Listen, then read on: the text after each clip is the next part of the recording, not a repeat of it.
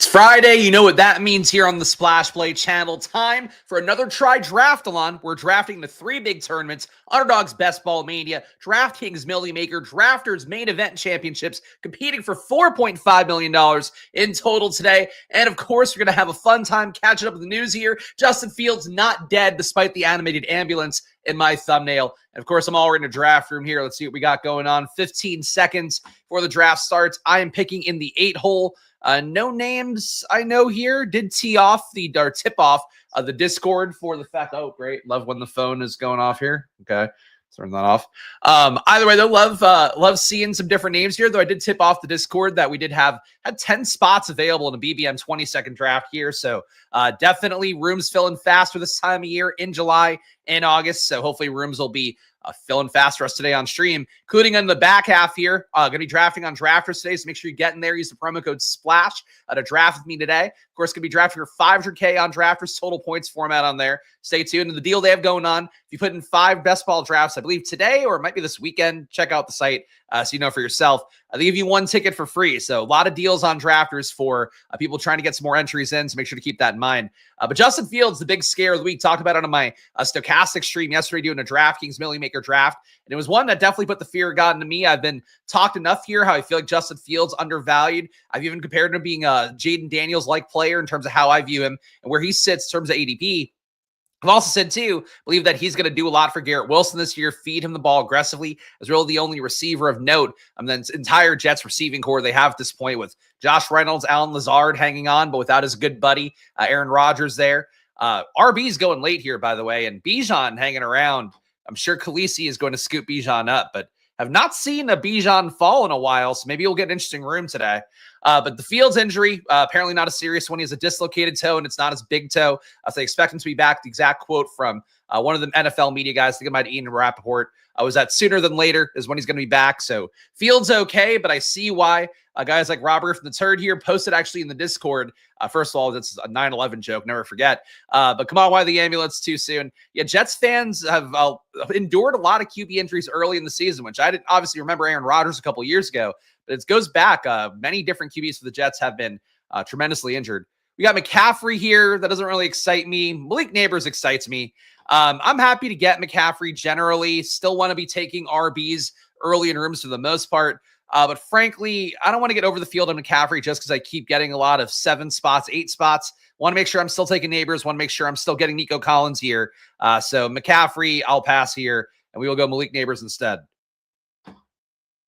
Fields did not practice today. No, he was out there in his little outfit. He was prancing around. Posted actually the video on the Discord of him really mincing around out there in the field, skipping around, you could say as well. But no, he did not actually practice and even participate in drills, but I guess he had his uniform on, so half the battle. BBM promo just announced. Must be bad if I don't know. What's the promo? Is it on the Underdog Drafts handle? Let's see. They're competing with Drafters. They're like, Drafters giving away a ticket for 5 entries.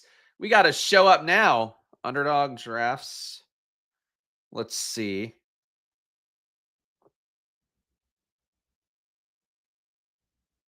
If you draft 2 BBM teams, you get $10 in bonus funds. So basically getting $10 back on 50. Offer valid to 25th to 27th. So there you go. So that's a good deal. Good to see anything from Underdog at this point. We're on the clock here, though. 10 seconds left. Not too worried about it. AJ Brown here. Brock Bowers here. Let's do the Week 17 pairing. I've probably got it enough at this point in my portfolio. The Malik Nabers, Brock Bowers. Definitely not as common, I would think, as your Cincinnati, Arizona stacks are going to be. Some other obvious ones, I'm sure, that don't come to mind immediately for me that I'm choking right now. Josh Allen and one of the Philadelphia guys for Week 17. But Malik Nabers, Brock Bowers. Actually curious to see what the Fantasy VIP DraftKings ownership has for it. The ADPs are a little bit different with Nabers and Bowers on there. Let's see. Nabers, Bowers. 15% on DraftKings. Probably a little bit higher in Underdog if I had to guess. Not really sure. Feel free to weigh in the chat. I mean, Bowers definitely, as he goes later, it's going to be easier to get that pairing. But also Bowers at a certain point may go so late that you will go get him on this side of the board more, because Bowers does sometimes go. I haven't gotten him there, but I've seen him go in rooms. You pick 20 to pick 25. So if that's the case, maybe Nabers moves too far away from him and the combo becomes more rare. That'd be the hope. Oh my God, our farts do actually sing. Well, hey, there apparently was the plan all along. I know from some of the discords out there where employees talk way too freely, I would say, for public places. But we've talked about that. I'm not going to beat people up anymore about it. I think in general, it seems like they've had it planned to get the promos out there, but it seems like probably corporately we're told to wait as long as possible for it. So look, it is what it is. It's different strategies. I'm sure if you want to give people the best intentions, like the fact you're getting any promo is a good thing. And that's what I say for DraftKings drafts. I'm not, a paid DraftKings sponsor besides the stuff I throw sarcastic. But they've been giving a lot of free stuff away, including that first entry. Drafters gives a lot of free stuff away. And that's something I think they're really mindful of, trying to give something to incentivize people to come on that platform. I think Underdog's got to do the same at this point. And it's a competitive landscape. So got to do something. I'm glad they're doing something. More power to them. All right, Garrett Wilson comes back here to pick 32. We do have no RBs yet, and it would be nice to get a running back. But I'm not going to pass up we've got the Twin Towers of New York. We've got Malik Nabers, Garrett Wilson, two exciting young receivers here. Garrett Wilson getting big paid. Malik Nabers, I'm sure, very soon to get big paid as well. Brock Bowers as well, young team, guys that I would say we certainly have not seen a ceiling season for any of them. So I'm glad Robert from the Turd, happy to get the 9/11 twin. That wasn't even a 9/11. That was just a Twin Towers reference here. But we got Malik Nabers, Garrett Wilson. This is a fun start. No RBs does always make me a little bit skittish. At this point, would love to get Omarion Hampton more, but he's really going frequently, at the very least 35, 36. I've seen him go in the 20s pretty frequently. Omarion Hampton, as I've talked about, because Najee Harris being unable to start at camp, he's on the field wearing sunglasses and a hoodie. Probably, I would say, I don't know. You can't make an estimate for how far off he is. But he's got to be at least a week out, you would think, from actually practicing. Any sort of time that's going to leave Omarion Hampton a shot to pick up runway, pick up steam there. You might miss out on projection a little bit if Najee Harris gets back in a little bit earlier than you'd like. But certainly for Omarion Hampton, I want to get more of him, and he just is not going to fall to where I'm picking right now. Well, I mean, if we're having fun today, and I think it's Friday, I'm owed some fun here. I'm going to go Jayden Daniels. So no RBs, which really I hate how fantasy football is now, how best ball is now, that I a once proud zero RB drafter, could stream off 6 receivers in a row, not feel bad about it. You got to get some early RBs in. The projection suffers. I did a BBM this morning, and this is actually my 98th Best Ball Mania draft, I believe. Let me confirm that here, because I hate being inaccurate about stuff. It's actually my 99th BBM. The one I did this morning was my 98th. This morning I did a half of a ZORB build, did 4 receivers in the first 4 rounds, and I was like, oh, whoa, this is getting crazy. I got a Rams double, McLaurin as a discount, really big ADP values as well. You don't get very often underdogs, so it might just be that time of year for some of the less badged drafters out there to give you a ton of ADP value, basically, if you are just drafting and soaking it up along the way. But as it is right now for me, I've done very little zero RB builds because it just doesn't feel comfortable. It also doesn't feel correct ADP wise, where you can get a lot of decent players in those first 50 picks and feel good about the price tag you're paying for them, and still have enough receiver firepower, as long as you're not drafting like this guy here who started Saquon Taylor. This draft, I'd say no bueno, not how I would do it for sure. As long as you're keeping that in mind, you can take RBs and feel good about it. To not have those RBs, though, makes me uncomfortable. So I really, getting Mixon, Kamara tier guys is definitely going to be something I'd like to prioritize here, because we got to get something. Chuba Hubbard, I'm also willing to take more of, even though I'm not excited about him. I've mistakenly said before that Rico Dowdle and Chuba are getting paid very similar money. It's not the case. Chuba's making about 3x this year in terms of the cap hit. So for Chuba, it's not relative to the running back overall market. It's not like Chuba's getting paid a crazy amount. He's actually getting paid a much less than his initial contract, it sounded like. But for Rico Dowdle, he's pretty far behind Chuba Hubbard in terms of contract, even though I think talent-wise, they're much more similar than people realize. So I do want to get some more Chuba Hubbard in general. I'm not sure if today is going to be the day, but I'm not opposed to it being the day. We'll see what our beautiful Khaleesi does here in front of us. nude out of a bathtub, ready to draft a best ball mania. Could you imagine Amelia Clark at the peak attractiveness, her being bossed around in the nude by her brother, which obviously was anybody's peak attractiveness. All right, look, I want to get Joe Mixon, James Conner types here. That said, one more receiver, would it really hurt me that much if I take Zay Flowers, Calvin Ridley? I don't know. I think it's fun. I think it's fun to take Calvin Ridley here. And Joe Mixon, people are afraid of, right? He's on the PUP list, the non-football injury list. People are terrified. So maybe they'll kick Joe Mixon all the way back around. That's a shot here. So the team so far, 3 receivers, 1 elite tight end in Brock Bowers, 1 elite QB in Jayden Daniels, and we got no RBs. I'm not an RB piggy today, boys and girls. Every other stream, yes. Today I'm fucking feeling anxious in my asshole for not taking any RBs. But Joe Mixon goes here, so this guy not worried about his foot, as he shouldn't be. But, people are. Checking the chats here. Bime4 just ripping on drafters. Wild chat, including Ray McLeod. What are we, just promoting Spike Week? What's going on here? That does sound like a wild room.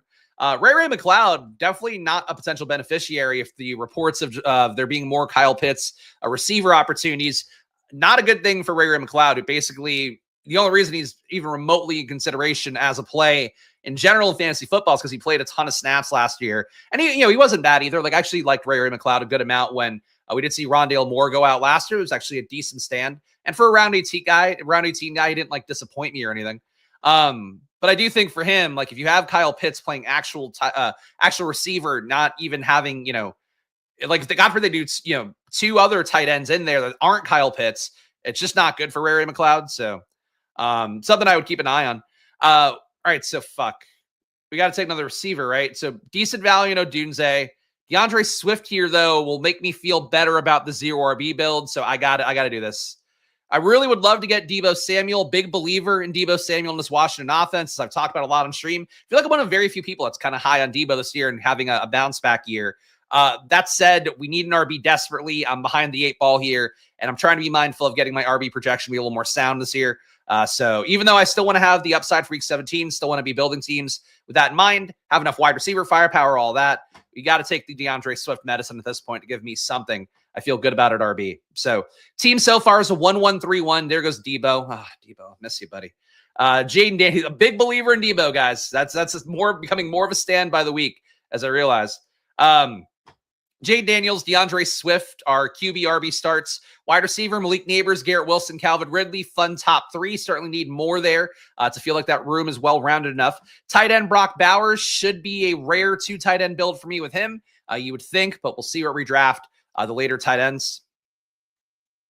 Kyle Pitts also didn't go to tight end university this year. That's actually pretty funny. But Deebo's fat. I guess you got me. You sucked me in with the Kyle Pitts thing, and then you get me on Deebo. Deebo's not that fat, and Deebo's playing fast. The team is talking about how fast he looked. Dan Quinn maybe the crisis management when the initial fat Deebo photos came out. He was like, I can't believe how fast Deebo is. I'm willing to buy in here. Really, the big thing for me is, again, like I said with the whole Jayden thesis last year, some QBs make the guys around them better, and I think there was a lot of touchdowns last year that went Terry McLaurin's way that could very easily be Deebo Samuel touchdowns this year. So that's more the belief in me. It's Jayden Daniels, I think, could take one of us out of the chat and make it competent. Obviously, that'd be a lot of work for him, but I think it's possible. That's how good he is.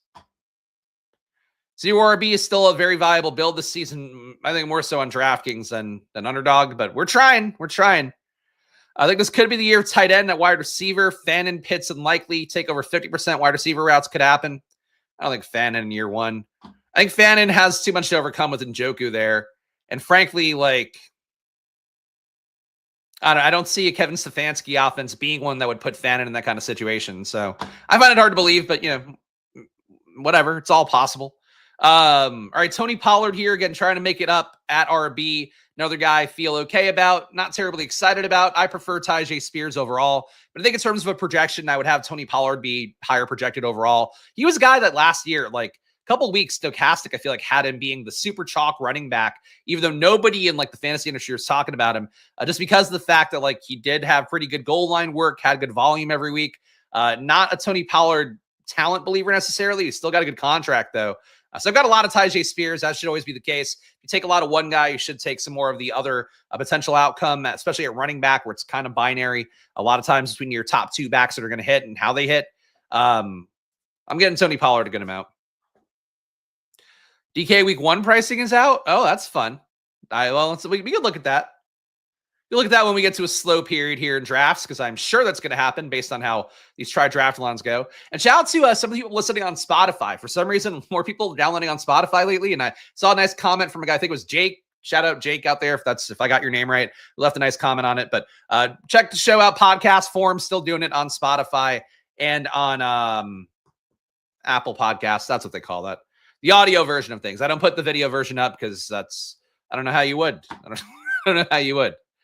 We got Aaron Jones. Darnell Mooney got banged up in practice yesterday, hurt himself making a dive, which gives me a little bit concern at this point. Do you think we need to continue making it up at RB a little bit? So I will go Aaron Jones, another guy I think is pretty solid. Happy to also take Jordan Mason when his number's up ADP-wise. But a Swift, Pollard, Aaron Jones backfield to me feels like one where we're getting pretty decent 0 RB for how this looks. We're making it up. We've got guys who have roles who can maybe greatly outperform, where they're getting drafted if the offenses are decent, or if Aaron Jones doesn't lose too much of his role to Jordan Mason. So I like how this build is starting, but we need more at receiver. Only 3 receivers so far through 8 rounds. The team so far: Jayden Daniels, our elite QB. At RB, DeAndre Swift, Tony Pollard, Aaron Jones. Wide receiver, Malik Nabers, Garrett Wilson, Calvin Ridley. Tight end, Brock Bowers. This is going to be an interesting couple rounds for me because I'm going to have some different temptations about what to take coming up. Let's see. Justin Fields at 5,400 for week 1. That's kind of fun. Obviously, that seems like that might already be a cash game play if it's popping out to you like this. Consigliere loves this team. Love to hear that. Show our guy Matthew GMs and asking to hit the like button. Yes, please do hit the like button. Please subscribe here. Of course, I'm just one dude showing you my gambling in best ball and NFL season, NFL, DFS, and prop betting, all that stuff as well. So join along here with me on my journey to rob the bank this year in best ball. Take my promo credits on Underdog, turn into as much money as humanly possible. Is about when one of my goals. I don't know if I said that full sentence out loud before, but that's look, got a good deal for I didn't have a good deal with Underdog this year.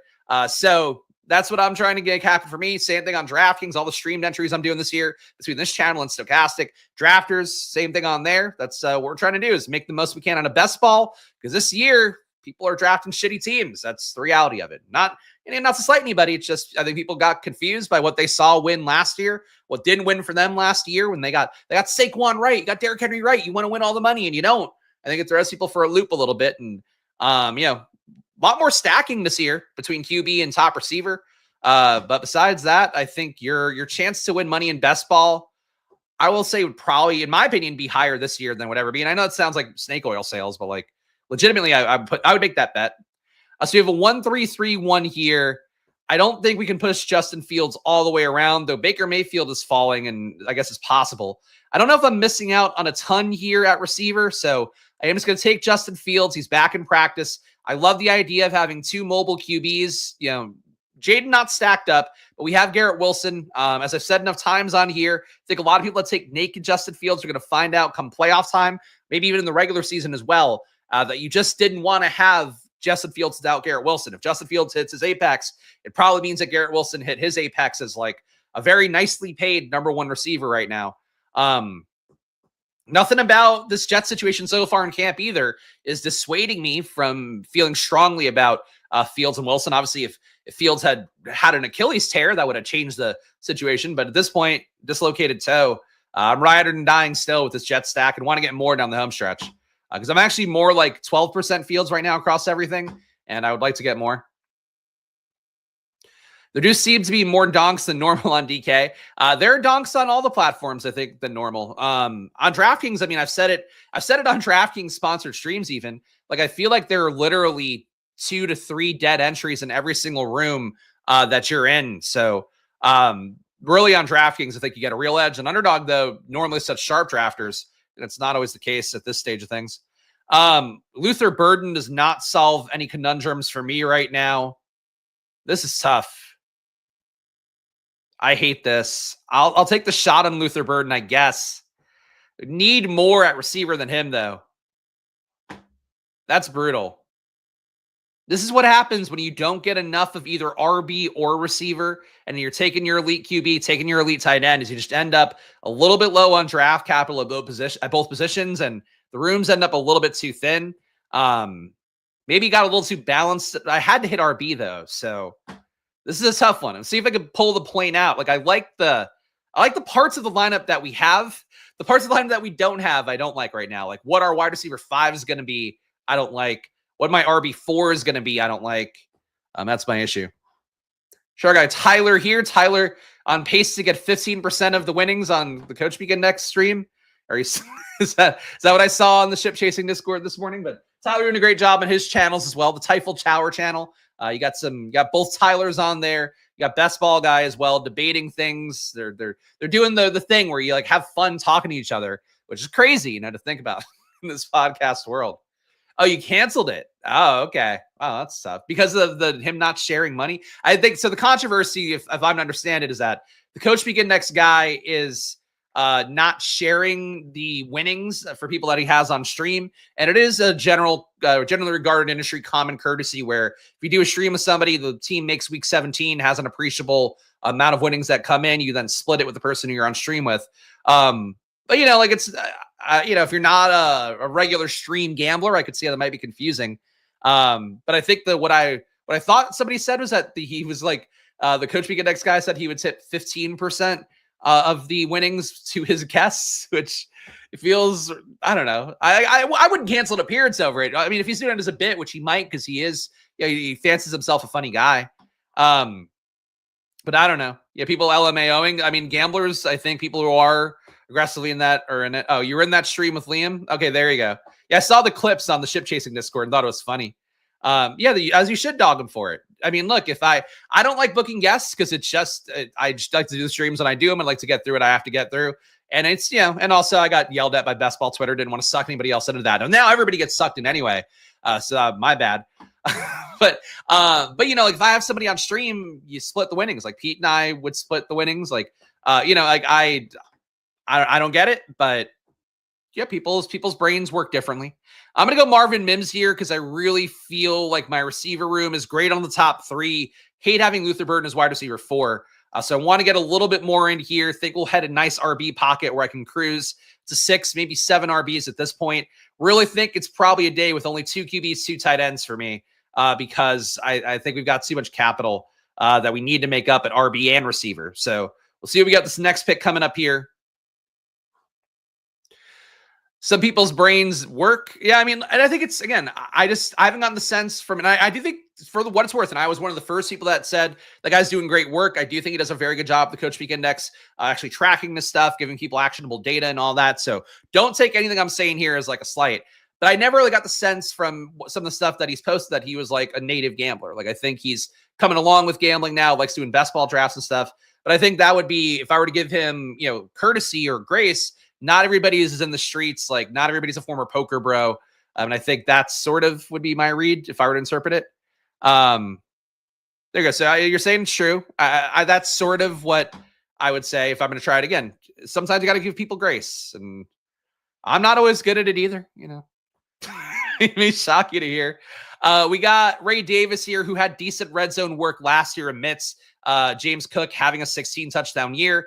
God forbid James Cook pulls some T. Higgins bullshit, isn't happy with this contract. Injuries go on a little bit longer. I think we're good getting Ray Davis here, pick 137. So I should give the team a read here, kind of catch up on these super chats. Appreciate Rob Griffin III as well. We got Jayden Daniels, Justin Fields at QB. Love that QB room, obviously. At RB, 2 of my favorite QBs this year and in general, in terms of fantasy. RB, DeAndre Swift, Tony Pollard, Aaron Jones, Ray Davis at receiver, Malik Nabers, Garrett Wilson, Calvin Ridley, Luther Burden, Marvin Mims.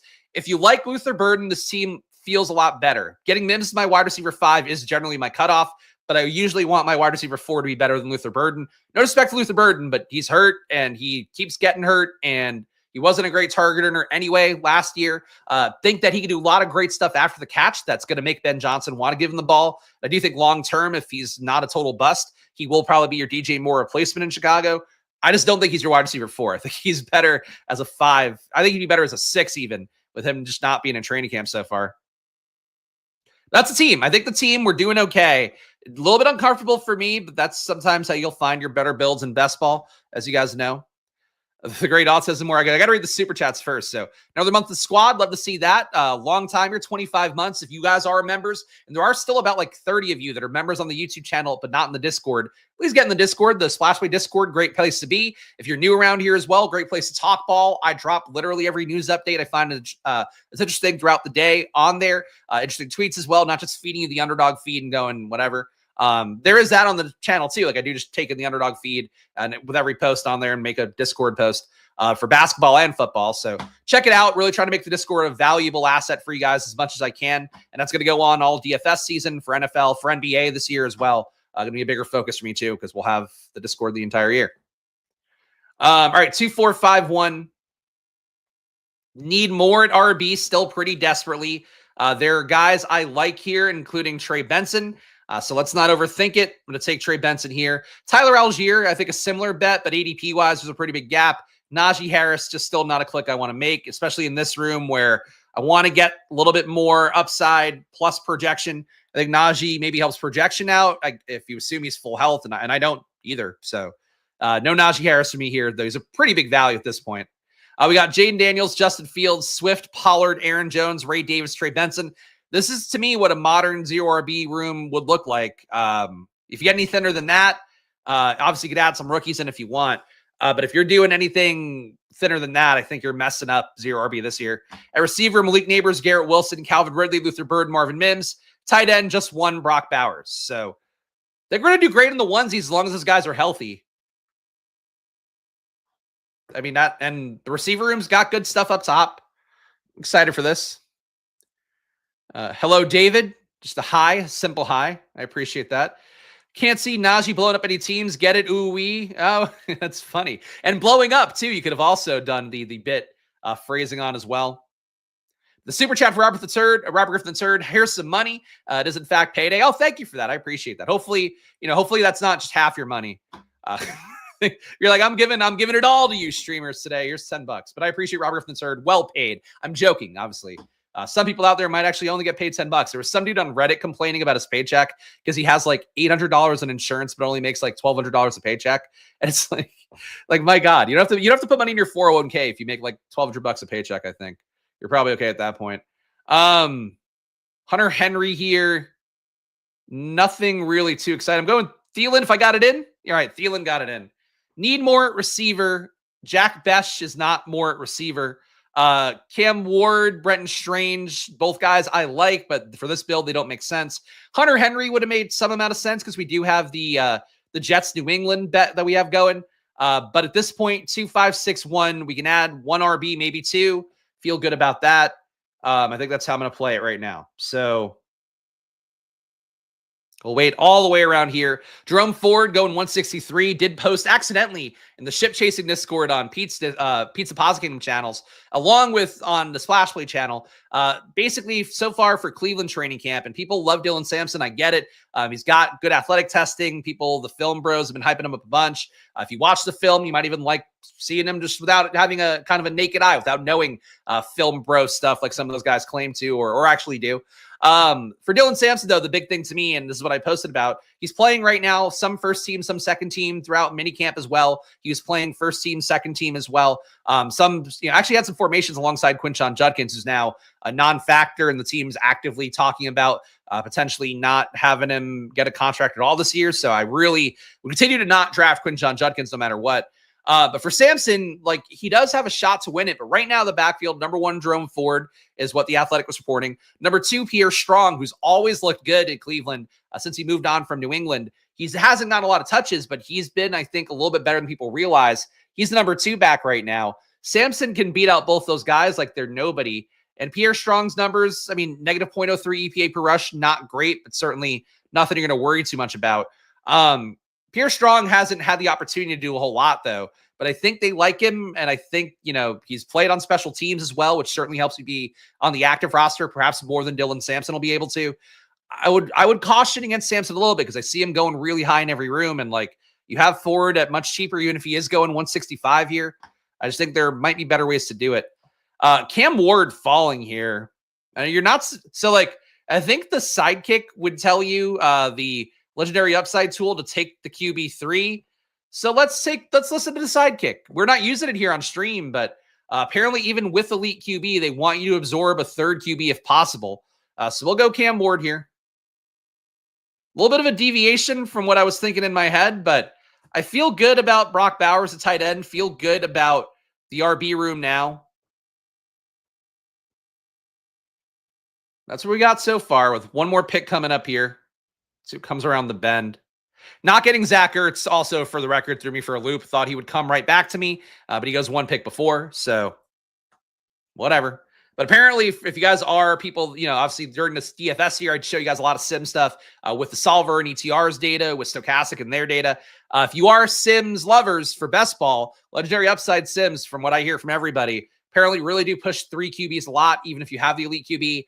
I really find that odd, to be honest. Like, I frankly wouldn't be shocked based on how I view it. And, data's data, so who am I to question it? But it wouldn't shock me more if 3 tight end was more valuable, just because of how low tight end scoring can be. And QB scoring can be relatively flat. But I guess the potential for a spike at QB, maybe a reason why the sim is pushing it more. Just saying it out loud for you guys that are out there trying to think through your lineups. Roshan Johnson came all the way back. I do think that he and DeAndre Swift will score touchdowns differently for Chicago. Have a lot of these guys individually, but here we will get both together in my 3-6-6-1 build. So Jayden Daniels, Justin Fields, Cam Ward, definitely weird for me compared to what I'm normally doing at QB, where I really would be happy with just Jayden and Justin Fields. But, Cam Ward, almost 20 spots after ADP. We could add on perhaps some late Tennessee correlation. We'll see. RB, DeAndre Swift, Tony Pollard, Aaron Jones, Ray Davis, Trey Benson, Roshan Johnson. So 0 RB Friday back for one day only. Definitely more of a 0 RB team than I've built really at all this year. But I hope we stuck to landing. Honestly, feel like adding a 7th on would not be crazy. But we lost out on a lot of early projection, and that's really how I try to build my teams, getting an early RB in. I think you have to have it this year. Wide receiver, we got Malik Nabers, Garrett Wilson, Calvin Ridley, Luther Burden, Marvin Mims, Adam Thielen. So feeling okay about the top 6. Think getting Thielen in here, decent projection play, gives us a little bit of cover for Luther Burden and perhaps a slow ramp up from him. He's not earning a role yet in camp because he keeps getting hurt. So that's how I'm feeling about wide receiver. Would love to get at least one more in, but we'll see how we can manage that. And tight end, Brock Bowers, getting stands on his own, hopefully here. I think the team is okay. Team probably could have been better somewhere along the way. I'm not sure where.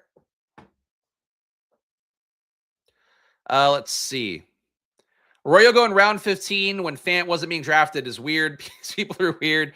I mean, Arroyo, people love the upside. Fucking thought we were going to get Chig all the way back. I'm just getting these 2 next to me on the left are knifing me with these picks. Mason Taylor comes back, though. Similar enough bet. Really happy to get Mason Taylor with a Justin Fields stack normally, but I would have preferred getting Chig. I guess ADP-wise, Mason Taylor is at 186.5. Chig is a higher ADP, so I guess I got more value with Mason Taylor. We got 1 pick left, and we'll hit DraftKings next, so stay tuned. Just see, so we got some bunch of chats. Appreciate all the guys showing up today in chat. Just got here, but have you seen the new DK salary contest? I've not. Just getting the chat talking about him here, but I'll try to take a look when we have some downtime. If I'm picking at the 101 in one of these drafts coming up, we'll definitely have enough downtime to look at it. Let's see. Nothing too great. Justin McMahon gets a lot of shit on some of the discords out there. He's apparently had like a really bad advance rate in baseball. Like, he might have advanced like only 1 team or something. I don't want to misspeak here, but because I know how the rumor and innuendo stuff could be. But apparently he's like hand drafting his teams this year instead of using rankings because he got his ass kicked last year draft wise. Team's not bad. Maybe a little bit light to go Xavier Leggett at wide receiver 5. But the team that Justin McMahon drafted, if you're familiar with them, and I'll click it again. So here we go. Brock Purdy, Michael Penix at RB, Derrick Henry, Hampton, James Conner, damn it. James Conner, Dylan Sampson, Tank Biggs. We took Sampson real early. All right, let's make our pick, and then we can see if Justin McMahon is good at drafting or not. 3-6-6-2. 1 more receiver feels right. Tutu Atwell, I probably take too much. I am going to go Lockett again. I haven't seen anything great about Lockett so far. Have seen Ayumanor at least is catching passes out there. I might need to start taking more Ayumanor. Traylon Burks might be the mix for Tennessee. But I'm just getting somebody here from Tennessee with Cam Ward feels right. Cameron Ward, his new name. So our final team here before we head over to DraftKings, 3672. Got Jayden Daniels, Justin Fields, Cameron Ward. At RB, we got DeAndre Swift, Tony Pollard, Aaron Jones, Ray Davis, Trey Benson, and Roshan Johnson.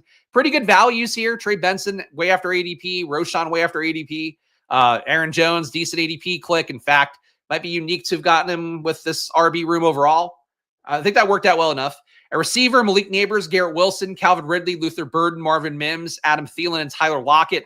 And a tight end, Brock Bowers and Mason Taylor. Different bye weeks. That's a positive.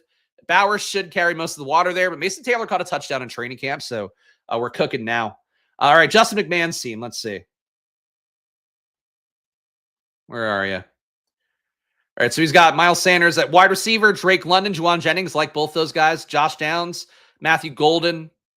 Really wish he would just stay. When I'm looking at somebody else's team, you don't have to browse away. All right. They took Keenan Allen. That makes up for a room. That's one of my bailouts at receiver for sure. Talking to teams, he's going to sign eventually. DeAndre Hopkins, Ray McLeod, tight end George Kittle, Mark Andrews. I think it's a totally cromulent team. I think that he gets too much shit, and he built a totally acceptable team that has nothing egregiously wrong with it. So, yeah, when in doubt, people are probably mean to people for no reason. Let's share this tab here. Best Ball Millionaire. We'll also look at some of the prices perhaps if we have time. And I'm sure we will. But DraftKings draft here. Again, if you haven't drafted on DraftKings yet, your first entry, you get a one match right away. Oh, God, 11 spots. Fucking, well, all you fuckers can get in. All my draft stalker can get in. Everybody can get in. Yeehaw. But either way, got to fill this room here. So let's look at those DK prices. Why not? All right, lobby. Well, we love a good $5 millionaire for week one. Great way to blow $750. All right. Oh, Jayden Daniels, your highest priced QB. There we go. My boys made it. Joe Burrow, pretty expensive as well. Don't expect that to be a high scoring spot versus Cleveland. But certainly you're going to pay that price like it is. Baker Mayfield, number 3. Jared Goff, number 4 versus Green Bay. That could shoot out. Kyler Murray, 6,400. As our guy Robert from the Turd pointed out, Justin Fields at 5,400 down here. Sam Darnold, 5,300 versus the Niners defense. Not going to be as good. Trevor Lawrence, 53, kind of fun as well. Geno, 52. New England probably will suck against the deep ball, be my guess, because every Mike Vrabel team always does. Great in the interior, shitty elsewhere. DraftKings draft filled, by the way, guys. So let's see here. Draft Stalker watches every show. Has to be in the room. Robert Griffin the Turd in the room. I think I'm the Great is MJ 300. There you go. Let's see. Back to the salaries because I'm not picking until pick 3. So we got a minute. Okay. What else we got? RBs. Kamara value. Let's see. Oh, yeah. Kamara, 6,300 versus Arizona. Arizona's defense should be a little bit better this year. Bijan Robinson at 8K. Gibbs, 7,700. Certainly 2 clicks. I mean, Bijan's going to be, I would guess, pretty chalky at 8K.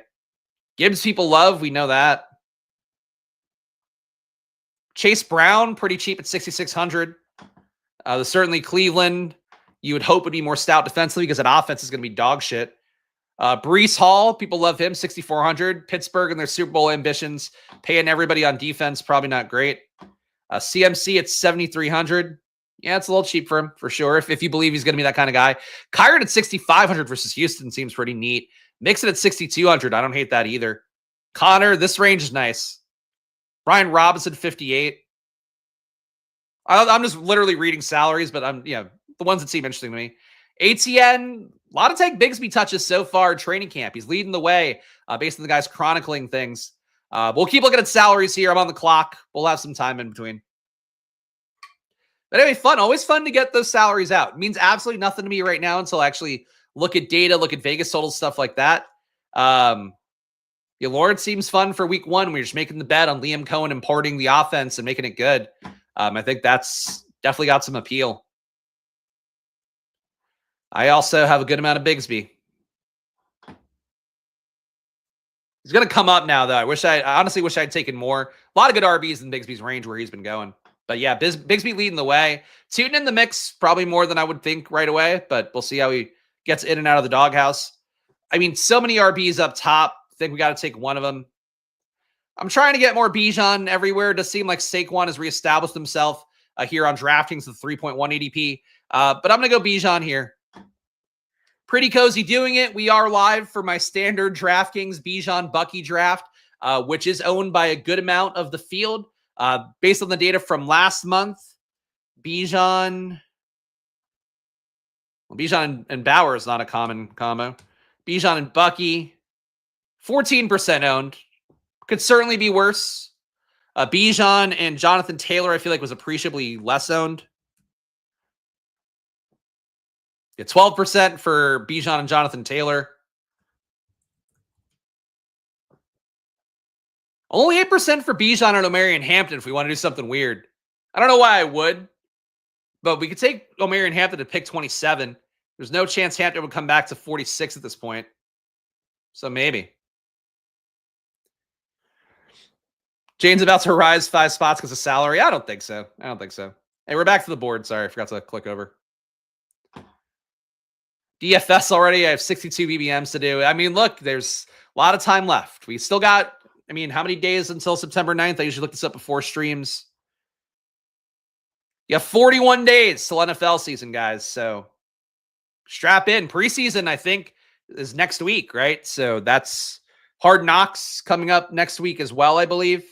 It's all happening for everybody here. All right, back to the salaries. What else do we got? Nick Chubb, if Joe Mixon somehow were to still be hurt, him at 5,200 would probably be pretty popular, would be my guess. Tyler Algier, if Bijan Robinson gets hurt, number one, fuck. Number two, he'd be week one chalk for sure. Braylon Allen at 4,900, maybe a player that could sneak into a tournament lineup. Dylan Sampson, for you guys that love him, he's 4,900. Eckler, 4,800, could easily rack up some kind of bullshit touchdowns in that game versus the Giants. Marshawn Lloyd, 47. Tank Bigsby, 46. Interesting guys for sure. A receiver, Jamar Chase, 8,100. Puka Nacua, 7,600. Nico Collins, 74. Amon-Ra, 71. Nabers, 7K. Big upside on that one. What's the Brian Thomas? 6,800 for Brian Thomas. What's Hunter? 5K for Hunter. Maybe that stack could be vaguely interesting. I also got to make sure I got enough picks before we go. We're coming up in 5 more picks. Nothing too crazy in this room. Bucky Irving, 7,100. I think I missed that before. Drake London, 6,500. That's a really nice price tag. Drake London might be chalk. A London Evans stack. I like the price, like the game environment for that one. Terry McLaurin at 6,200. Where's Debo? Debo at 5,200. He could put up 2 touchdowns week 1. I would make that bet right now for Debo to score 2 touchdowns week 1.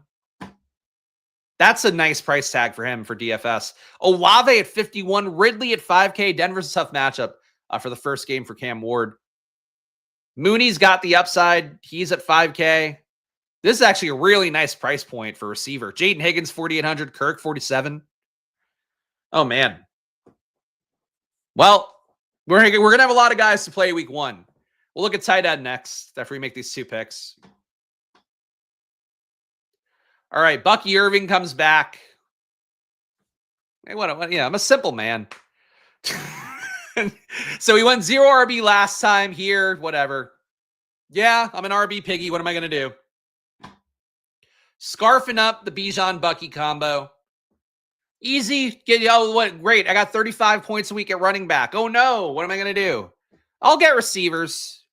Don't you worry. I'll get receivers. But for right now, I'll get my killer bees, Bucky and Bijan.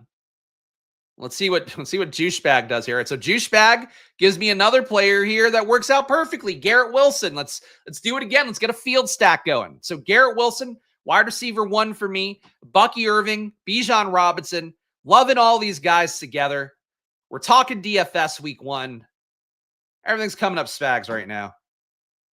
Yeah, Jennings 4,900 is a real nice price tag here.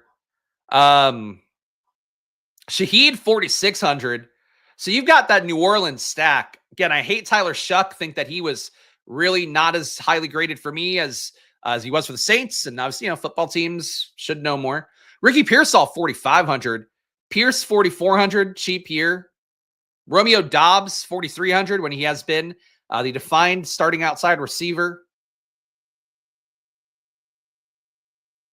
And good down here. Any 3K guys? Dontavian Wicks, 3,400. Maybe there's some world that he starts. I think actually a decent shot that he's getting at least reliable routes out there. Nobody fun at 3K flat, it looks like. Yeah, they didn't do one of those fuck-ups where it's like, oh no, we priced Tet McMillan as 3K. Here. And Tet McMillan is priced at 5,200. It's pretty cheap for Tet. Obviously, week 1. Your mileage may vary. All right, and tight ends here. I think I'm not going to look. I'll still look at defense. How could I not look at all of it? Even though it means absolutely nothing, we'll look at defense as well. The tight end, Brock Bowers, Trey McBride, 6,500, 6,200. Kittle at 58, Laporta at 5K, so definitely a price tier break there. And Joku at 47 is pretty aggressive, but a lot of checkdowns potentially for whichever QB starting. I would guess Kenny Pickett, but certainly could be Joe Flacco. Johnny Smith at 4,200, Zach Ertz at 4,100. Don't mind that price tag. Debo and Ertz as a Jayden stack. Week 1, I'll be playing it. Tyler Higbee, 3,400. Chig, 3,400. Hate that match for Tennessee at Denver. Combine them together. Your dating name would be Tenvers. I think I was right there. Bretton Strange at 3,300. Javian Sanders, 29. No good $2,500 guys, though, right? What's Arroyo at? I think the name typing's a little slow today. 2,700 for Arroyo. People will play that. They almost definitely shouldn't, but people will play that. And then we're coming up here in a couple picks. So, well, let's not look at defense. I'll look at it, but I won't show it on screen. I think that's a fair way to do this. So defenses, Broncos, 3,800, number 1 versus Cam Ward. Get the logic there. Commanders D, 3,700 versus Russell Wilson. I don't think that's a great play. It's pretty expensive for Commanders D to be number 1 on the week or number 2 on the week. Hey, we got a pick coming up here. Rashee Rice still on the board. Joe Burrow on the board, but he means nothing to me here. Alvin Kamara here. We don't really want to take him with Bucky and Bijan. Happy to take Jameson Williams, though. JMO, come on down. I don't think there's a bigger swing here. I guess maybe if you really like Dallas, George Pickens. I do think I'm, unfortunately, in terms of exposures, and I've got Pickens a decent amount, so I guess that's not going to be a big change for me. I do have to get more CeeDee Lamb and Dallas stacks, I think. There's too much hype around him, and 2 people I think are sharp talking him up.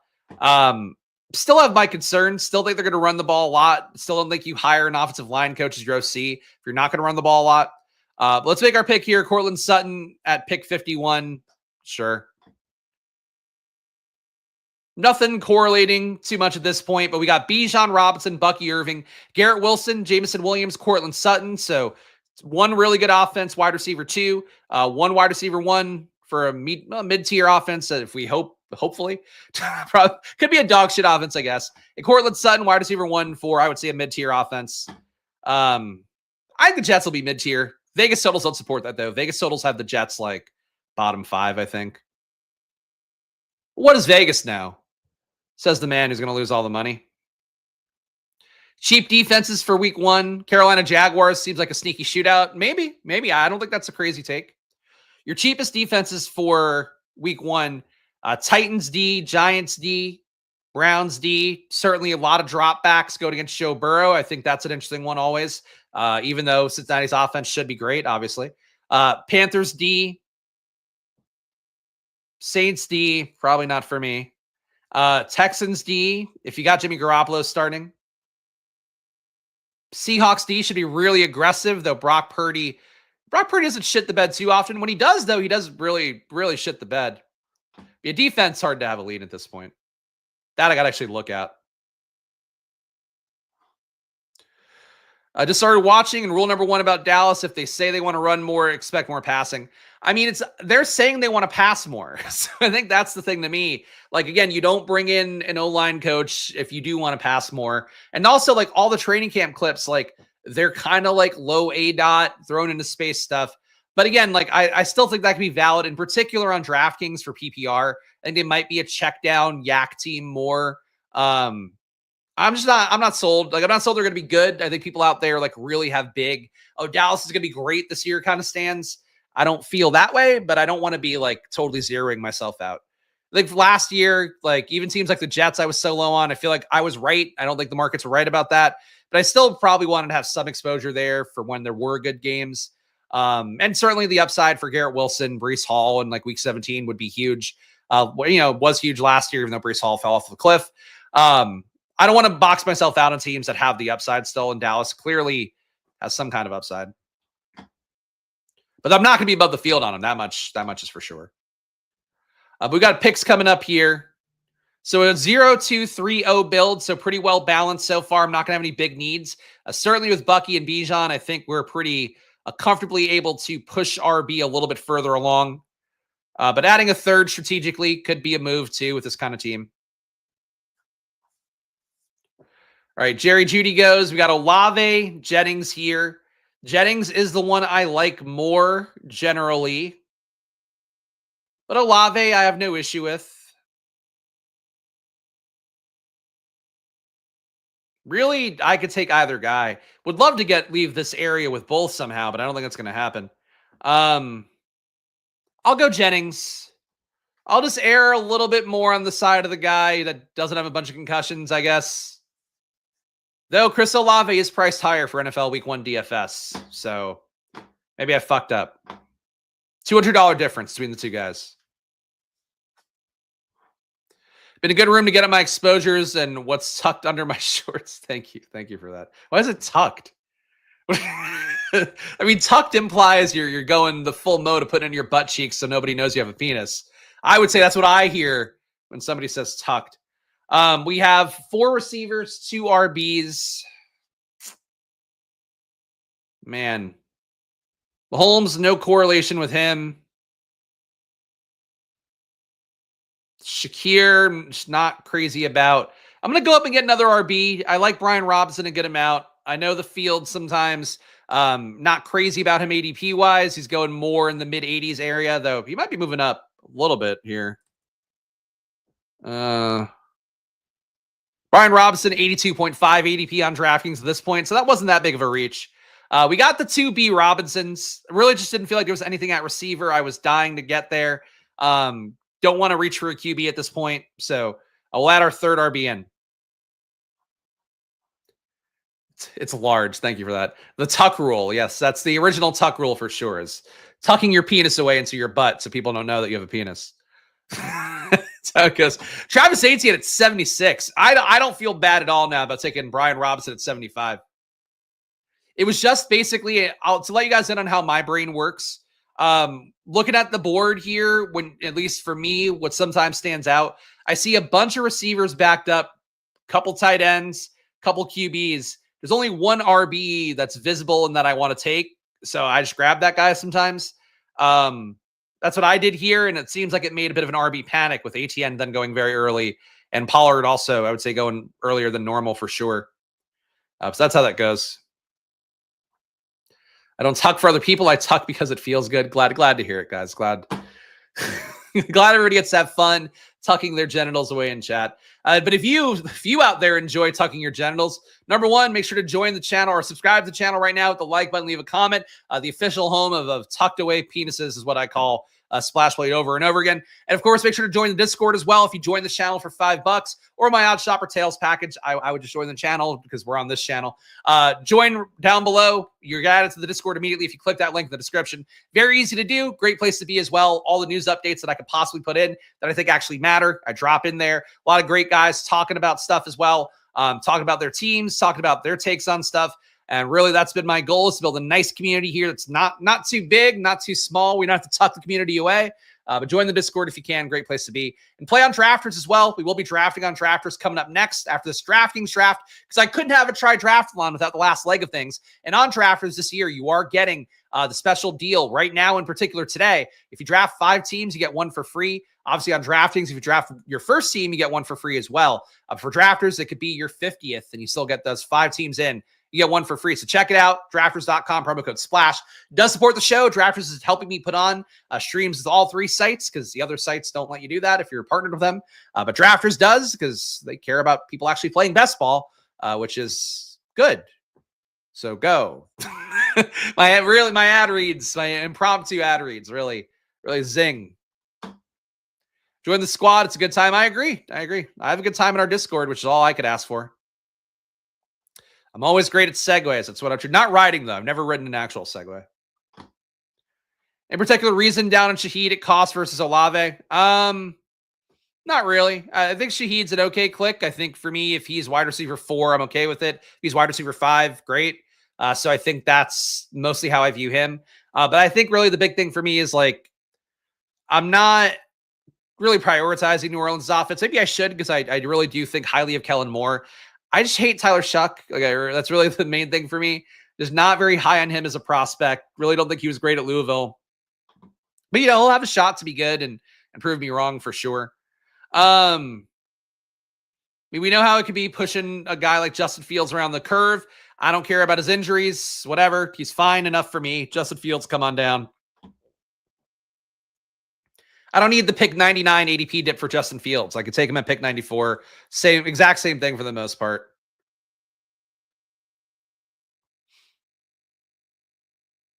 Darnell Mooney goes.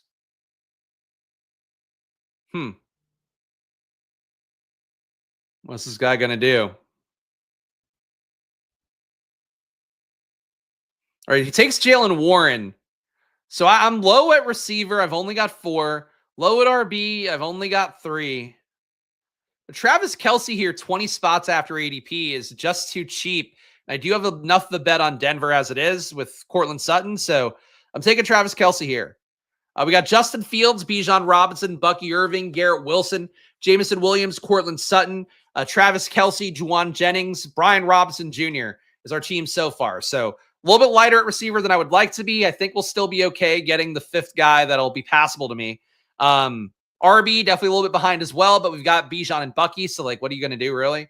And we got our first QB with Fields again. I am just team Justin Fields, and I'm digging my heels in on more on that because we are in the home stretch of drafts for me.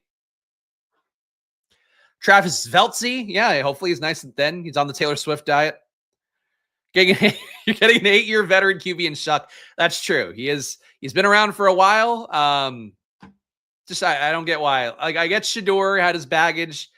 I would have taken that shot. Again, would have taken the Dylan Gabriel shot. I would have also really just traded up for Jackson Dart. You would have had to pay 15 more picks basically to get Jackson Dart. And I think he's an actual electric prospect that at some point will change the game for the Giants, even though I know training camp, he's throwing some picks, playing sloppy. That's his game. It's going to happen. But for fantasy, when he gets out there, he's going to be, I think, a Jameis Winston kind of gunslinger at the worst case scenario. And maybe he'll be a good version of that. I think would be your hope. Instead, they took Tyler Shuck, who I think is he's Clayton Tune. He's, who's the one on their roster? The beautiful Jake Hayner. He's like these just kind of statuesque, kind of nothing QBs to me. And he's not even accurate. Like, that's the thing too, is like, I don't know why.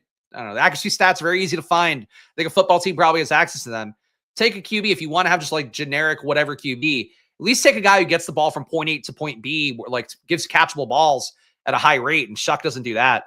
So I don't really know what you're getting. He's not an aggressive downfield thrower. He's not accurate. But Kellen Moore liked him, so I don't know. Maybe just saw himself in him, a shitty pro QB, and maybe that's what's going to happen, but I don't know. Anyway, that's my New Orleans sake, is that I still like New Orleans, still intrigued by him, but Tyler Shuck, it's just like, I think he's a no talent, to be honest. Jayden Baker stacks in the same squad. This is fun. I do that too when it aligns for me here. I think a little bit more logical to do it on this side of the board for sure, because Jayden's never coming to this side too often unless you take him at pick 27, which is not happening for me too often. Hampton, this room went 32, by the way. I bumped Hampton ahead of Breece Hall Actually, I should show you guys my rankings because I need to promote them better because now they're actually very updated and live, and there's a lot of stuff to read in them. Here, let me find my Spags rankings readable. Here it is. I'll make my pick and I'll show you guys my rankings. Cam Scadaboo went 93 in this room. This guy took 18 and 76, so I don't know that he's really got a ton of standards at RB. So we just hung around long enough, and now we got Dobbins here after ADP, 11 spots late. Easy click. Want to get one more RB in. Certainly interested in getting receiver as well. But I'll soak up the value there with Dobbins at this point. And I think we could be done at RB if I want to be. Need to start to think about my QB2, though.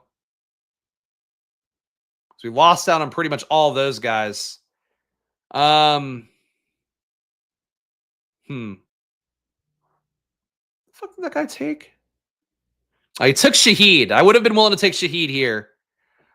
Herbert, Stroud. No. I'm going to go Herbert. Going to backdoor that with something. Maybe a Gadsden team here in round 20. Round 19, I guess maybe round 19, round 20. But yeah, we got a 20-round draft, so maybe we'll take Oronde Gadsden today. The team right now is a 2-4-4-1. Really would like to have gotten the fifth receiver by this point, but I didn't want to go up and get Kirk. Kind of felt the squeeze at QB a little bit because we are at a bit of a tier break. And frankly, QB, as we know on DraftKings, people panic and take QBs a lot. I might not get good QB coming back. So 2-4-4-1. We've got Justin Fields, Bijan Robinson, Bucky Irving here, Garrett Wilson, Jamison Williams, Cortland Sutton. Tight end, big value on Travis Kelce, which is noteworthy, and part of a Denver correlation without the QBs. Juwan Jennings, Brian Robinson, J.K. Dobbins, another nice value. Justin Herbert here as well. I'm cool with the team. Just wish I had a better... I wish I had a wide receiver 5, but I wish it were like a good wide receiver 5, and instead it's going to be like Adam Thielen tier. It's not my fave. The back door is always open. That's true. That's true. Anyway, I would know if I were Travis Kelce, I'd be stoked to be Travis Swift. Frankly, especially with him being at the end of his football career, moving towards his media career, it's going to carry him a lot further than just being, whatever fucking meathead jock number 100. Though, frankly, he was killing this podcast before her anyway, so he would have been fine. But to have that level of access to fame, if he capitalizes on it, like he could be Michael Strahan, be on major media stuff as the fucking borderline illiterate, but like lovable lunkhead probably would be the character he would play.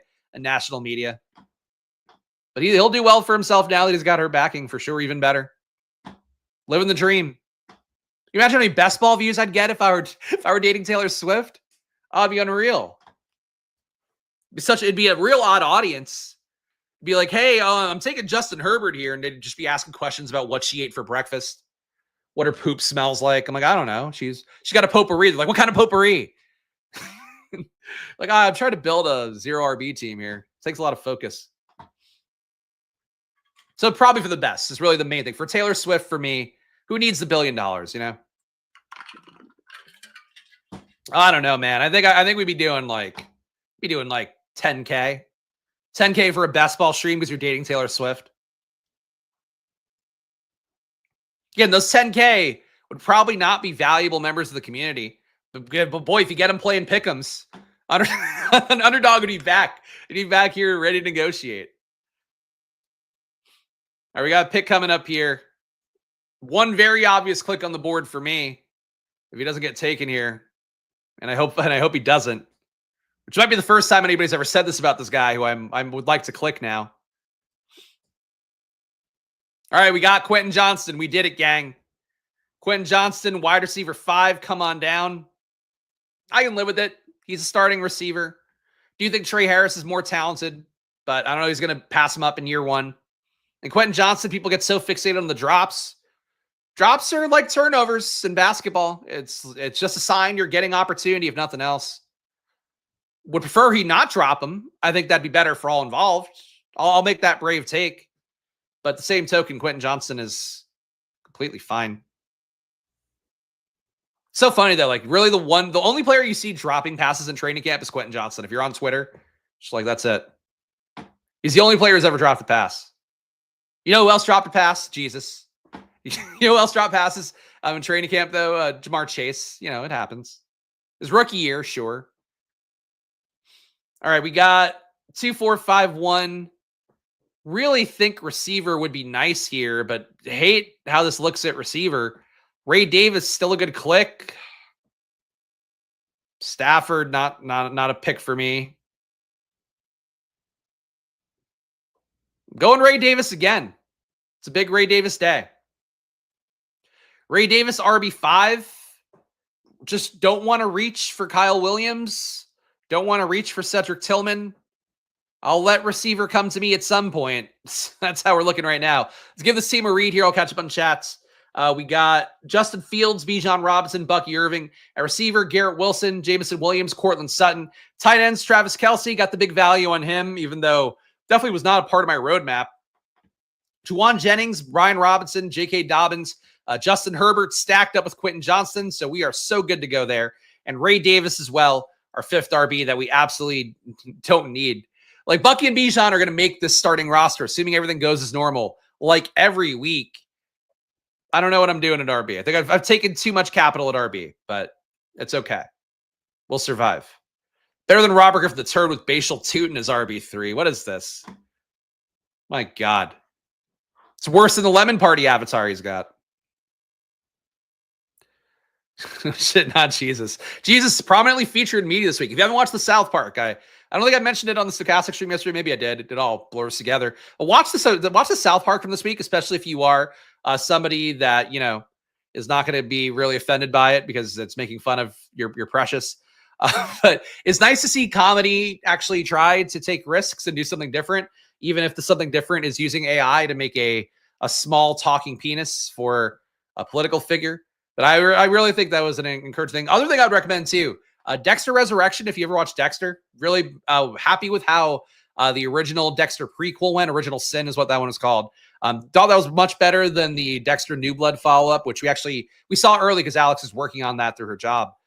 She does strategy for production, TV stuff. But basically saw that New Blood was awful. Original Sin, Dexter prequel, great. And then this new show, Dexter, fantastic. Really, really fun. So good TV going on right now. The Bear actually as well. We watched the first episode finally yesterday. Thought The Bear was very meta, talking about like the restaurant and how like, oh yeah, like we got to find joy. We got to stop being chaotic for no reason. I thought they were kind of describing the show itself because I hated the last season of The Bear. So I haven't caught up with all of it. We only watched episode 1, but I would say that's one as well. Seems like it's on the way up. I guess one episode. Jacksonville RB room is your RB3. Well, you missed out on Travis Etienne at pick 76, so no good. South Park killed it. South Park was awesome. Yeah, look, I as a creator and as somebody too that once wanted to do different kinds of content more like that, it's just nice to see people take chances. Like it just doesn't. People aren't doing that right now. Especially after you get paid $1.5 billion. Like that's like the ultimate fuck you money taking chances kind of thing. So I was very, very funny stuff. We'll see if they stick with doing the PSA bit for 50 episodes, because that would be incredible commitment to the bit. Cedric Tillman here, player that frankly think you could have made the case with how my receiver room looked before to go up and get him.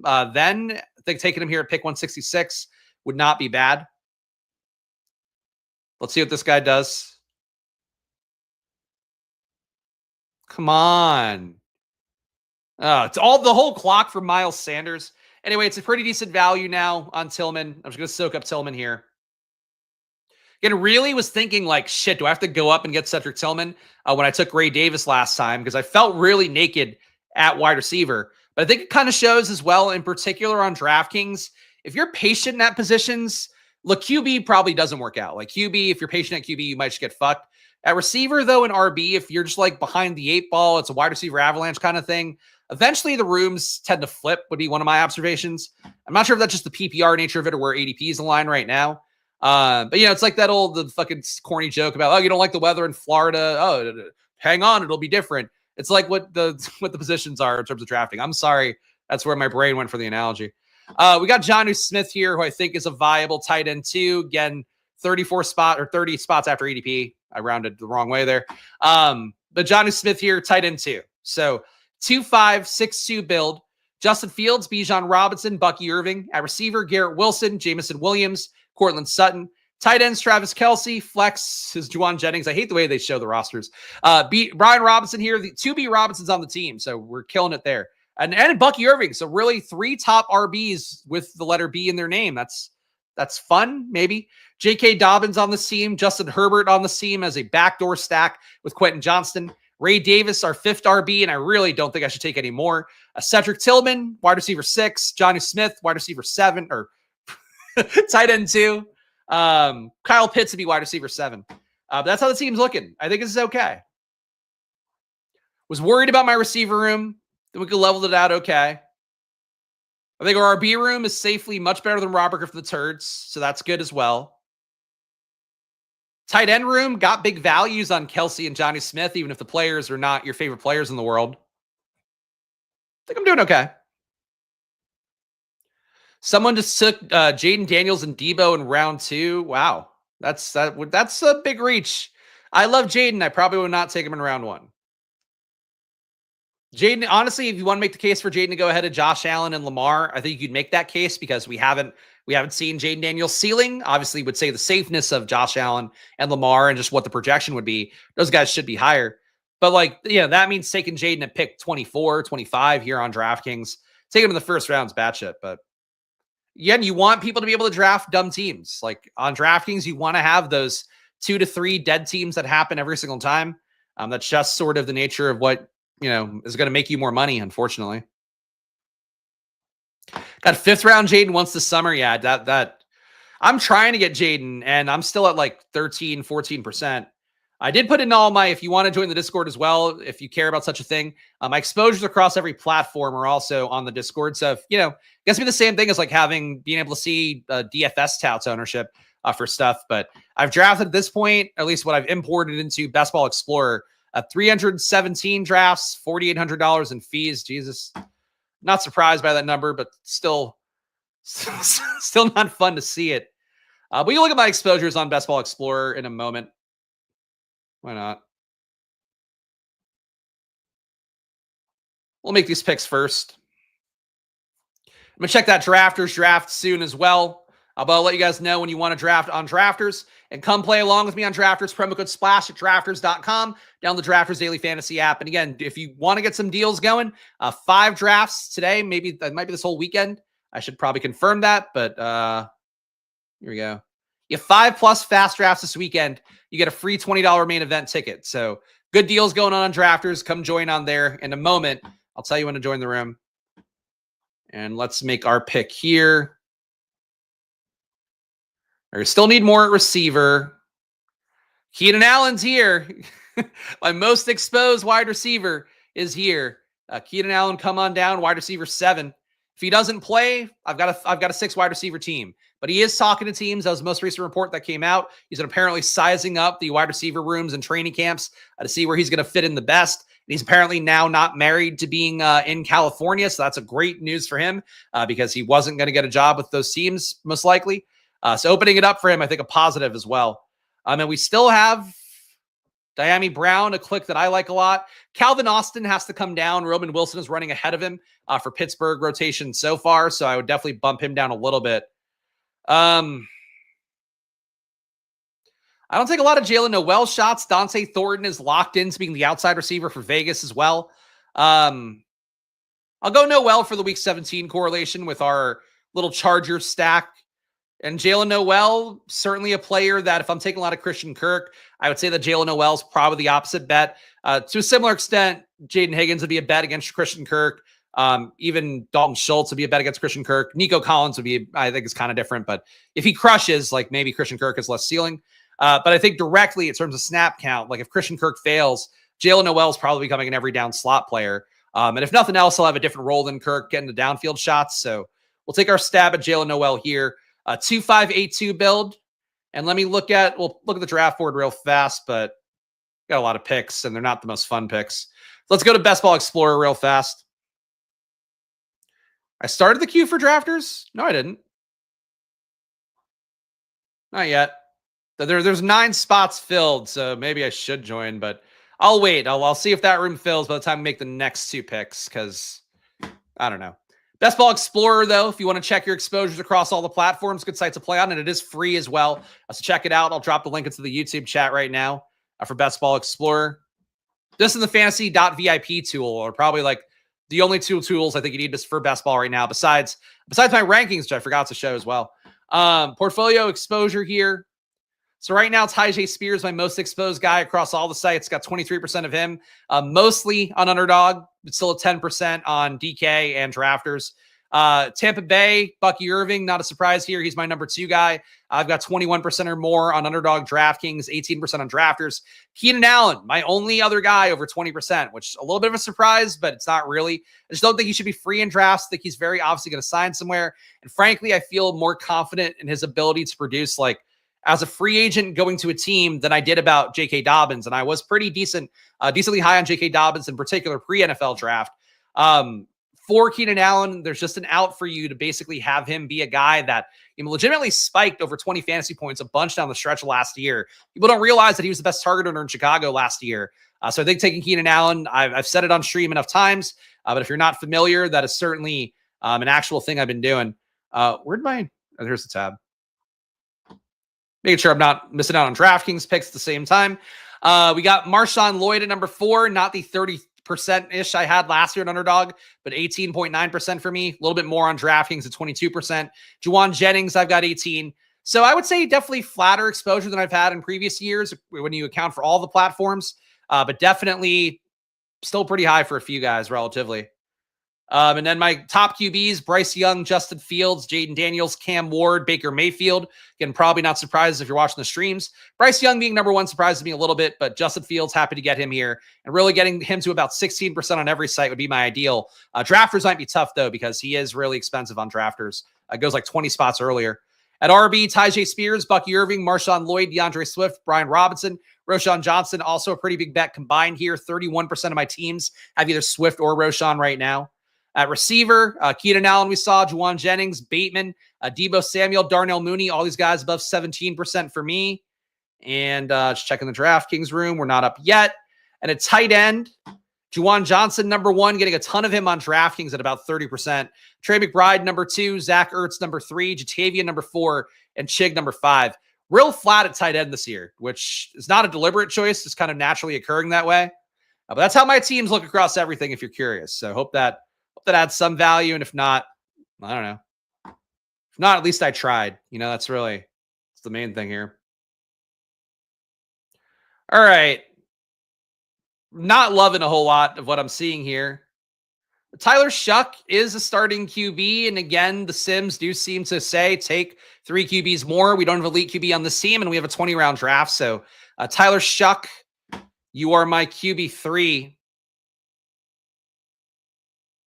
Really nothing fun to even take with him at this point, though. Juwan Johnson already went. Even Theo Johnson went. Tight end is pretty shit. Javian Sanders here, I would take him. Dontavian Wicks, I would take him. Ayumanor. Week 17 Oppo correlation for Tyler Shuck.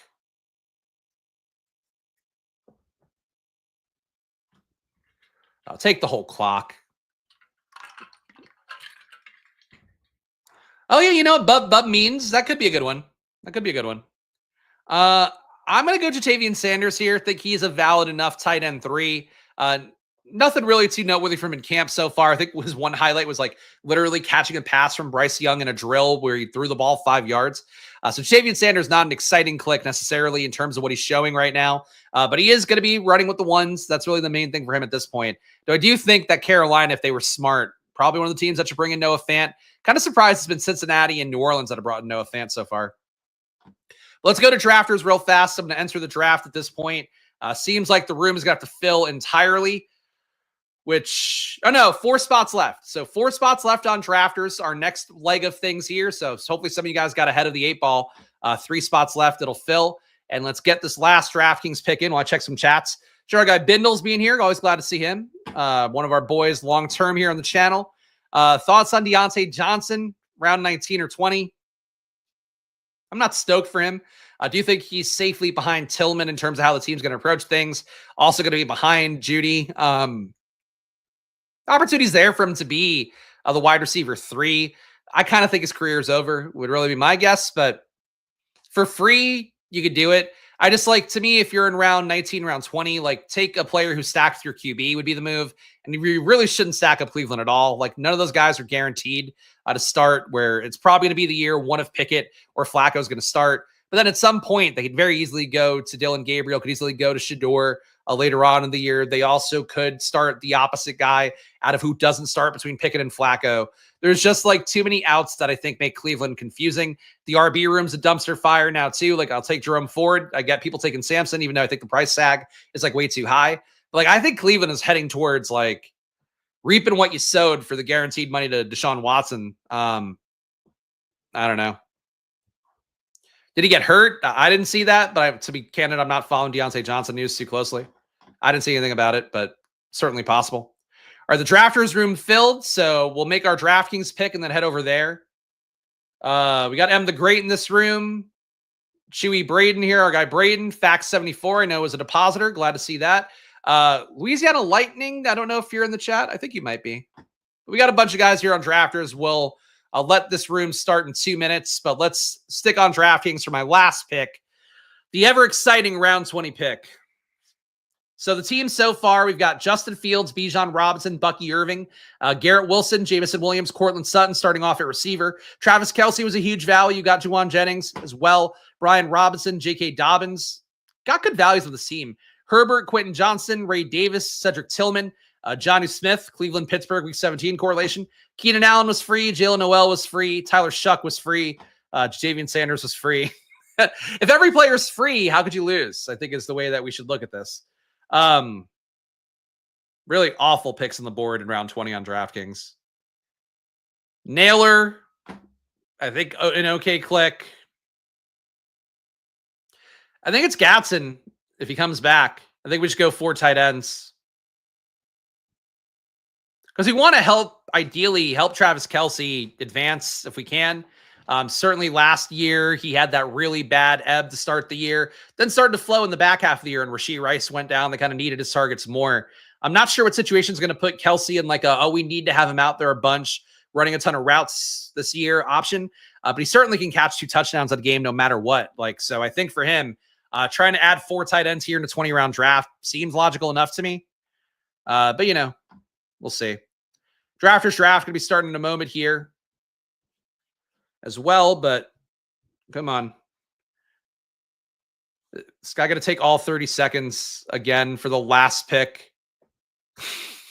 People are entitled to use as much clock as they want legally, but man, nothing makes you feel the drag of a room more than somebody using the entire clock on fucking meaningless picks. But Aronde Gatson, speaking of meaningless picks, the last one in here. I'll give the team one last read. We got Justin Fields, Bijan Robinson, Bucky Irving, Garrett Wilson, Jamison Williams, Cortland Sutton, Travis Kelce, Juwan Jennings, J.K. Dobbins, Brian Robinson, Justin Herbert, Quentin Johnson, Ray Davis, Cedric Tillman, Johnny Smith, Keenan Allen, Jalen Noel, Tyler Shuck, Jatavian Sanders, Aronde Gatson, and we're going to be on the clock in drafters right now. Oh, that timed out perfectly. I had to do auctioneer mode to get it out, but we got it. Jahmyr Gibbs here, Puka Nacua here, 2 guys that should both be very viable contributors to a total points format. And I'm going to go Gibbs here. You got to get in some drafters with that promo. That's true. Make sure you get your 5 drafts in today on drafters. And use the promo code SPLASH at drafters.com. A $100 deposit match when you do use that promo code, and also does support the show here. If you enjoy this content, if you especially want to see it occur again next year with any sort of cadence, I would go check out drafters right now if you can. A promo code SPLASH on there, and I'll switch to my drafters view on here so you can see the board a little bit better. Yes, please, drafters.com. Download the Drafters app. Use that promo code SPLASH and go draft 5 teams today, so you get a free ticket. And when you draft 10 teams, you get another ticket. 25 teams, you get another free ticket. They give you a lot of free tickets along the way. And if you max out the tournament too, you also get a pretty big amount of rate back. I think it's like 150. I think DraftKings is 300. I believe Drafters is 150 back and rake back if you max it. So if you want to do that, do that. Devon Achane going to pick 10 in this room. Kind of surprised that's like he and Derrick Henry haven't made a surge at all. so far in July. Maybe in August, the August drafters will push the RBs up even further. But I think the same case that you make for McCaffrey being good this year, I think it's just as strong for Derrick Henry. I think it's frankly even stronger for Devon Achane. Jency's got the weakest case out of all of them, even though there's been some training camp reports of him getting 350 plus touches, which would certainly make it easier for him to pay off a pretty lofty ADP for a rookie. But, he hasn't shown it yet in the pros, and he's talking about having some pass game involvement, but at Boise State, he was actually like a net negative in the pass game, a negative EPA per target receiver, not targeted a bunch, didn't add a ton of value in how they were using him at the very least. For Jency, there's question marks. For Achane, for Henry, I don't know what the question marks are. Health for both, which is the same thing as anybody out there. Brock Bowers comes to pick 19, him with Jahmyr Gibbs, 2 elite players. I'm cool with it. 2 week 8 buys as well, which doesn't matter that much, but it's something. But a Jahmyr Gibbs, Brock Bowers start. Garrett Wilson certainly would have been in play. And this is actually probably a big reason why I don't have Justin Fields, is that Garrett Wilson is going at pick 20 here on drafters now. Fields is going at like pick 70, I think. The pick 86 now. The injuries kept him a little bit more in check, so he hasn't come up any further. But yeah, Gibbs and Bowers, a nice combo here, but Garrett Wilson certainly tempting. I just don't know that I would want to take him over Brock Bowers. And I love Garrett Wilson. Think that the Detroit stuff that the Jets are going to have imported this year is going to work out really well for him. I think this Jets offense being ranked in a bottom 5 total points thing in terms of the look-ahead Vegas lines, I just think they're going to be better than that. I think they're going to outperform where the offense is ranked right now. That said, I don't know if I love Garrett Wilson at pick 20. I could take him above Tyreek Hill. I could take him above Devontae Adams. I don't mind that. Not any that I'm aware of. I have asked drafters for a reload bonus for our users, and I know they want to do that for basically everybody who's got drafter streams going on, but they haven't done it yet. I think they're waiting. They're doing some other promos. Today you have the 5 draft, get 1 free promo, but yeah, nothing reload bonusy, unfortunately. First-time users, though, promo code SPLASH. You guys know the deal. For the love of God, please use it. Need more conversions on there. So I'm just preaching to the choir here on drafters. We got Marvin Harrison on the board. We do need a receiver desperately. At least so it feels that way. Omarion Hampton, still a very fun click to make for me at this point.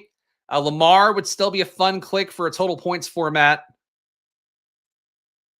You know what? I'm not going to build to balanced. I'm going to go up and get Omarion Hampton today. Want to get more Hampton here. I think getting him with Gibbs and Bowers is probably unique on the board, because normally Hampton on drafters is going to be going around the turn here from 33 to, I guess he could have going at 43 for some point. But I'm hoping here, and frankly, for what we see with the ownership here, again, this fantasy VIP tool, this site here, you compare the data. It really does reveal that the ownership ends up being very high for people that are just around the same spot in ADP. And I've always been aware of that mentally, but see, it's so spelled out directly on the tool where it's like, oh, this guy normally goes here. This guy normally goes here. These combos are never getting taken together. It's kind of insane. So I like Hampton a lot. I think his true price is in about 30. Frankly, might be closer to Chase Brown at the end of the 20s. So we'll go Hampton here with Gibbs. To be really coping here for taking him a little bit early. Still typing splash 50, hoping to see it up turn on. I appreciate you trying. I don't even know if that registers for them, but yeah. Companies don't like doing reload bonuses. It's one of the lessons I have as a promo code guy, which is crazy to me because like I would think you want guys to reload so they can fill tournaments, but it just doesn't make the company as much money as a new user does, I guess is like the main math. Who knows? With Kenneth Walker go to pick 38, I don't feel too bad about Omarion Hampton at 30 again. Are you fucking kidding me? Did you also know Drafters is a full point PPR site? It's also the total points format. But yes, I appreciate you helping me promote. But yes, 5 fast main events and you get a free main event championship ticket. Same thing we've been saying here. If you do 5 drafts this weekend, you get a free draft. But a different way of saying it. He did use the correct branding. Our guy Consigliere did. We got Jalen Hurts here if we want to keep pushing QB. But I think I'm done here. Tet McMillan, first receiver off the board for me. Not any ADP value, unfortunately. But I think he's an okay enough click, full point PPR here. So Jahmyr Gibbs, Omarion Hampton, Tet McMillan, Brock Bowers. A young team. Sexy young. Vibrant. Not a single white hair to be found in this team. Maybe for Brock Bowers. He does kind of look like an accountant. But everybody else, they're youthful, vibrant. People are asking for a reload bonus. The site knows they got him in their trap. That's also true. It's also true. They probably, and again, not to say this for drafters, but in general, I assume the logic of business would be that they just assume the longer you wait, that people are just going to be like, fuck it, I got to get my entries in anyway. But with how many tournaments there are, I think sites like drafters have to earn your dollar a little bit more. Frankly, DraftKings too, part of the reason they have so many deals this year is like they have to earn your dollar. It's the only reason they're paying streamers this year at all is because like they're kind of falling behind a lot of those fronts. So always good to make companies have to earn your dollar. Is fucking one of the most boomer things I've ever said, but it's true. It still doesn't make it not true. Doesn't make it not true. Rashee Rice fallen pretty hard on drafters here. He's now got a 50.1 ADP. The reason being, and we've talked about it on stream, just really hard to love Rashee Rice in total points format. For the pod formats, you still get the big spike week potential. But if God forbid you get Rashee Rice out 6 to 8 games, I don't think that's likely. But if it happens, it's just a tough situation. So I am also going to join the group here and passing on Rashee Rice for now. Go Devontae Smith instead here, a little bit after ADP. I pick 54. He's normally got about a 51 ADP on him. So a second wide receiver in with Ted McMillan, Devontae Smith. Really foresee myself hitting wide receiver pretty hard for the next few rounds because we started our first 3 rounds with no receivers. We took Jahmyr Gibbs, Omarion Hampton, and Brock Bowers. I think the team is salvageable with our early deviations. Just going to be a bit of a haul. Spags earns my dollars every stream. Thank you, Consigliere. I appreciate that. Appreciate your guys' support as always here. Make sure you do join that Discord too. A lot of great people in there talking football all day long. Only $5 to join as well. So join the Discord. News updates as well from me, as well as just an ongoing Twitter feed of things from Twitter, from The Athletic, from ESPN. Really tried to make it so it's like there's some valuable things in the Discord, even if I don't do anything. But check it out. My rankings too. I didn't show you guys my rankings. So number one, here's a readable version of my rankings, which I can move my face out of the way for. You can see all the blurbs here. The ones with 2 stars in front of them are newly updated blurbs. My rankings going all the way down here. Don't pause and look at all of them. You can see some pretty big discrepancies. Some guys have had to fix the naming structure for as well. But here's where you get that. And you also get exportable versions as well, depending on what tier you join on YouTube. So if you want to support the channel even more and draft off my rankings, you can do that now because I've updated them for every platform. Drafters, DraftKings, and Underdog. So do that. Or don't. I don't know. I probably should have imported my rankings myself before the stream. But I am my rankings, so I don't have to. I don't feel like I have to. But I didn't do it today. My answer Mason Taylor on my field teams pre-draft said you weren't taking him. Yeah, I didn't like him pre-draft. Just don't think he looked like a special prospect. Now that we know there's no competition on the Jets, like Jeremy Ruckert is still working in with the first team a little bit. And he's got some talent and he's old enough now where maybe he can steal some work. Mason Taylor got great draft capital. I believe he was one of the second round guarantees as well. But he got great draft capital. I think he's a good click, but definitely to me more of a 3 tight end build. I think if you're doing it in a 2 tight end, you're probably making a mistake. This is a tough spot. I really don't love these receivers. Like, definitely not enough to go up and get them. Jerry Jeudy, full point PPR. I guess Pickett and Flacco and full point PPR can probably find a way to feeding Jerry Jeudy enough. I just think Jerry Jeudy, I hate really all the Cleveland receivers this year because anything that you're factoring in from last year that they accomplished, Jameis Winston clouded all that data so meaningfully. And over the course of the entire season for Jeudy, he had a 0.2 EPA, which is not awful. 21% target per out run, not awful, but nothing special. 1 deep target a game, 0.8 red zone targets a game, not awful, nothing special. Like, that's just how I feel about Jerry Jeudy. Is like he's just, I think, a dude in the league to me. I think if you're going to the 70s, I'd probably still feel the same way about him. But full point PPR when I'm a little bit light at receiver, and receiver has been borderline avalanche-y here. I think we had to go Jerry Jeudy. So he'll be my 3rd receiver here on this drafters team. Could have been better. Could have been better.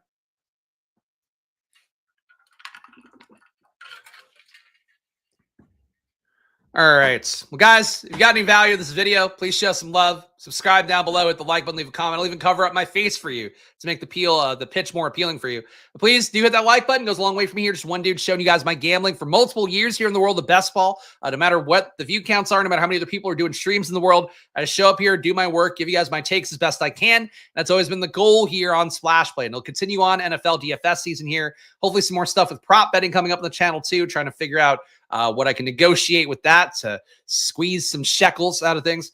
But you guys know the deal here. Always going to give you guys NFL takes as best I can and my data and share with you guys everything I see. And then you can do what you want with it. You can tell me to go fuck myself. Can't fuck me. But you can tell me to go fuck myself.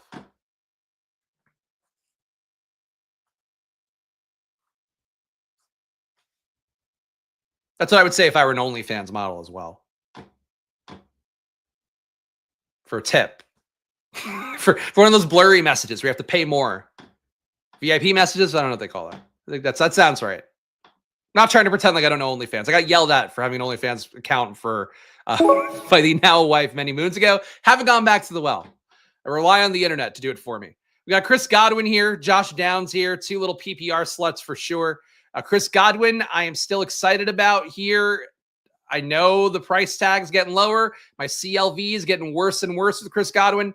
But I'm going to keep taking him here because I just don't think we need Caleb Johnson as much as we need him. So Chris Godwin, wide receiver 4. I don't think he lands on the pup list. I've also got too many week 9 buys because I don't usually take a Devontae Smith, Jerry Jeudy, Chris Godwin room. So I'll have to figure that out as well. Got to take even more receivers. But Gibbs and Hampton, such big bets on these guys. And we didn't start taking receivers until round 4. So we got to really hit receiver hard. No need for OnlyFans. That's true. I mean, you can now just look up person name leak. Not that I do this, but if you guys need if you need a pro tip, person name leaked, you can find the stuff for free. That said, it does feel bad as a creator to go, yeah, go fucking just take from that other creator. But they're not doing my kind of content. As far as I'm aware of, maybe they are. Maybe Lisa Ann is. Everybody else is not. Frankly, they have an unfair advantage. I think people should pay for my content more if they're gambling on best ball. And yet, I bet there are many more fantasy football players that are paying for naked woman X on OnlyFans. Hate to see it. That girl CeCe Rose is like fucking gonna buy Tesla. But by not showing her tits, she's making so much money. It's crazy. What a world. We got Justin Fields here. Well, I'm just gonna keep saying things, I guess, till we get to the end of this. We got Justin Fields here after ADP. I don't love him without Garrett Wilson for total points either, but I do think it makes more sense here. So I will go Justin Fields at this point. Soak up a little bit of ADP value. Player I still like. Not stacked up, but we'll hopefully have enough rushing upside. And then hopefully Ted McMillan, Devontae Smith, Jerry Jeudy, Chris Godwin can keep up with the Garrett Wilson teams. We'll see. How do we get to the spreadsheets? Can you re-up this weekend on what spreadsheets? All my stuff is available on the Discord. They're all in channels. If you are a paying member of the correct tiers, you get access to different channels that have the stuff. So like if you're on whatever the Splash Play family tier, you get my rankings channel opened up. If you're on the VIP tier, you get my downloadable rankings opened up. But that's all the data I have. In season, the weekly matchup stuff, I think will just be part of the normal package.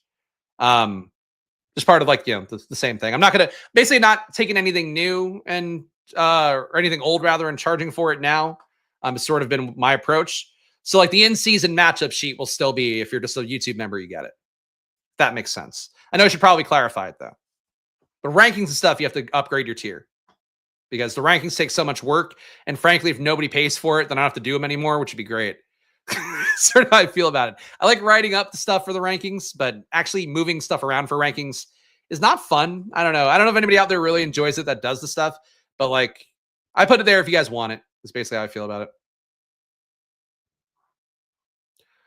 DFS cheat sheets, clutch last year. Those will be there for just YouTube members. So don't worry. I'll keep that as is because I know a lot of people do like that stuff. And the premium video every week, same thing too.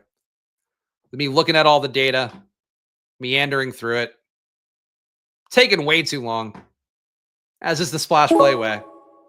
All right, we got Fields as our QB.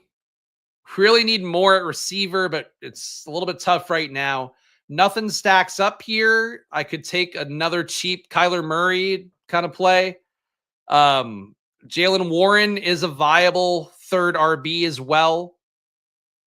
It's a tough spot because I like a lot of players here. I'm going to go Jaylen Warren with this pick. Just can't totally neglect RB. I might need to worry more about receiver because of all these week 9 buys. The team is hard to dig out of taking. I'll tell you, you take 2 RBs and a tight end up top, and it does feel like a team I don't love. But I think we're going to be able to level it out enough, throw enough volume at receiver. But the team right now, Justin Fields, Jahmyr Gibbs, and Fields unstacked does not make me happy. But Gibbs, Hampton, Warren, Ted McMillan, Devontae Smith, Jerry Jeudy, Chris Godwin, and then Brock Bowers at tight end.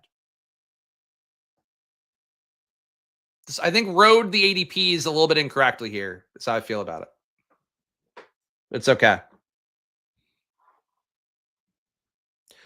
T-Mac has his own YouTube channel. One of his videos came up on my YouTube today. You were talking about Ted Arroyo McMillan. I don't want to call him T-Mac. Like, I don't think you get to get the nickname of Tracy McGrady when you haven't done anything in the pros yet. I think that's unfair. And he's not like coming in with enough pedigree for me to want to do it. I think he's an okay prospect. I think he's an okay target earner. Actually, I'd say pretty good target earner. Excited to see what he can do after the catch because I think he's not bad at that facet either. Hopefully he's more, less Quentin Johnson in terms of that stuff. But he doesn't even watch football. There are things with Tet McMillan. He doesn't like being called Tet either. Fuck him. He's Tet. I don't like some of the things people call me online either. Tough shit. He doesn't watch football. He has a lot of other interests, which is great, I guess. There's like some red flags in Tet McMillan. If you're one of those guys that gets really locked in on like these kind of things, and frankly, demanding that people call you T-Mac, like, come on, Tracy McGrady is like a legendary basketball player. I know for him, he's probably like not really as relevant. Tracy McGrady was at the end of his career when Ted Arroyo McMillan was like a little kid. But you can't take T-Mac. Who cares? You don't pick your nickname. He's Tet to me. I agree with that. Well, he doesn't want to be Tet because his mom named him Ted Arroyo, and so he wants to be Ted Arroyo or Ted Arroyo. So he wants to be Ted Arroyo. But I'm not going to say Ted Arroyo. And I'm one of the people that called A.D. Mitchell Adonai Mitchell last year. But I don't want to say Ted Arroyo all over and over again. That's not my ideal. We got Drake May here, Christian Kirk here. I think Christian Kirk on a PPR site really is a viable wide receiver 5. I still think on Underdog he is as well. I've said it enough times. If you are taking your wide receiver 5 after Mims, after Kirk, think there's only a select few guys I really feel strongly enough can be a viable player in that range. So Kirk, to me, getting him here at pick 115 as wide receiver 5, I think is good enough. We got chats going off apparently here.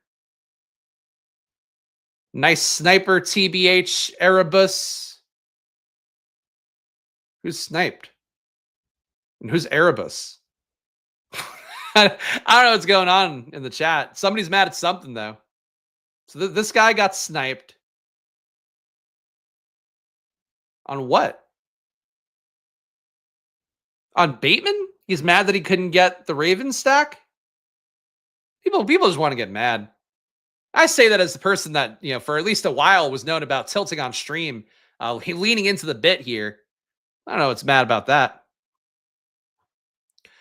Sup, y'all, has been anything on Mooney today? So he left practice yesterday. I haven't heard anything else since. I've also been on stream the last couple hours. Was looking before the stream, too, to see if there was anything new about it, but I did not find anything new on Mooney.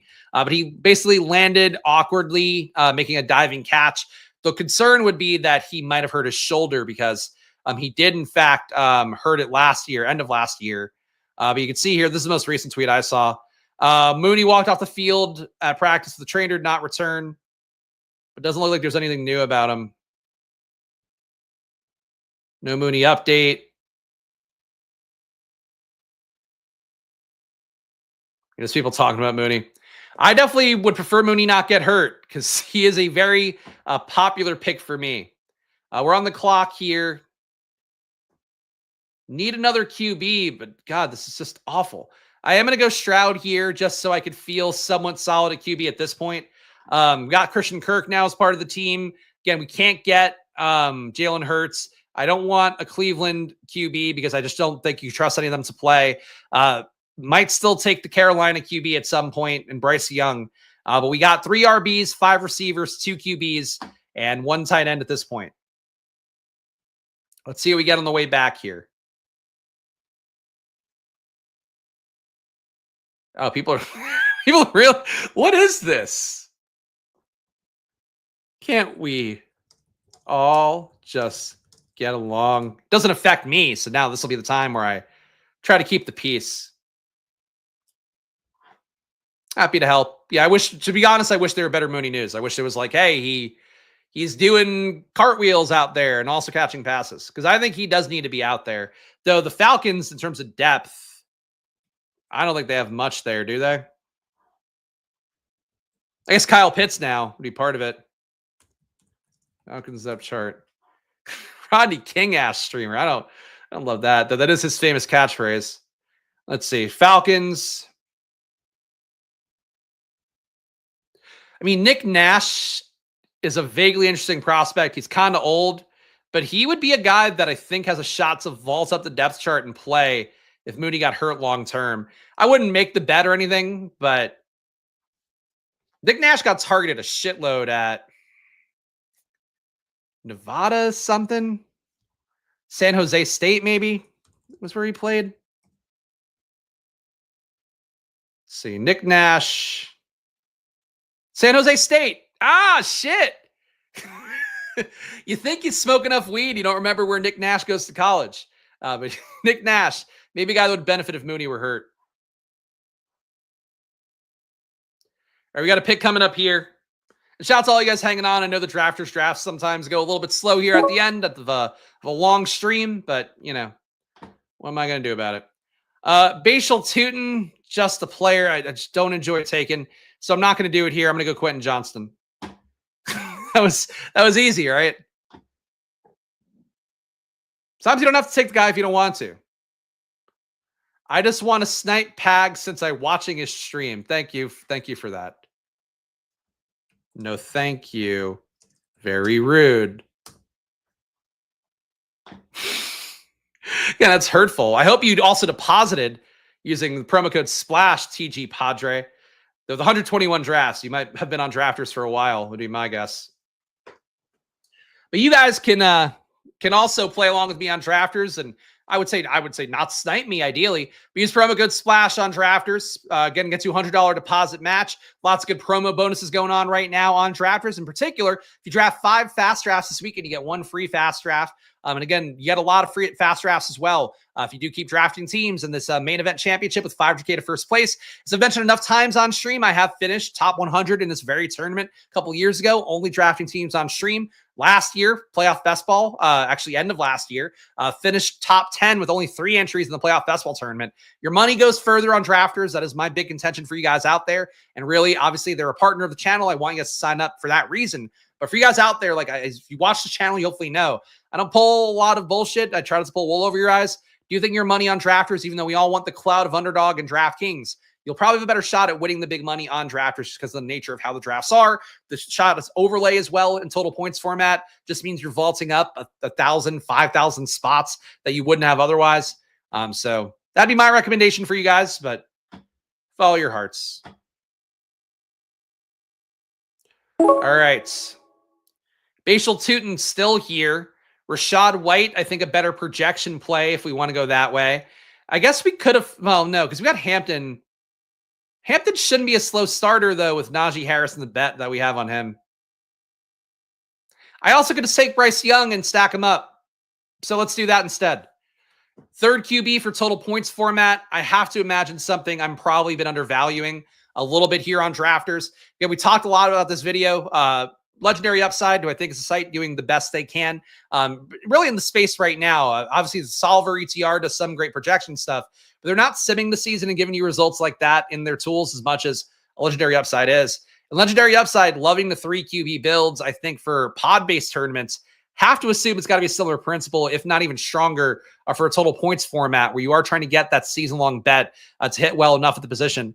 So might not be correct. If anybody has sims that prove differently, that it's not beneficial to take 3 QBs on a 20-round drafters draft, let me know. But I do think in particular here with getting guys like Fields, Stroud, Bryce Young tier, there's no Jayden Daniels here. There's no Josh Allen here. I think we want to get to 3 QBs to have a shot at competing with those guys. So that's why I'm going with Bryce Young here. In addition to the fact that I have Tet McMillan, T-Mac, who has not earned that nickname. Team so far, we've got Fields, Stroud, Bryce Young. At RB, Jahmyr Gibbs, Omarion Hampton, Jaylen Warren. At receiver, Tet McMillan or Ted Aroa, if you are his pal. We got Devontae Smith, Jerry Jeudy, who I hate. Chris Godwin, who I like, despite the fact everybody hates him now. Christian Kirk and Quentin Johnson. And elite tight end with Brock Bowers. Team doesn't slap, but it's functional.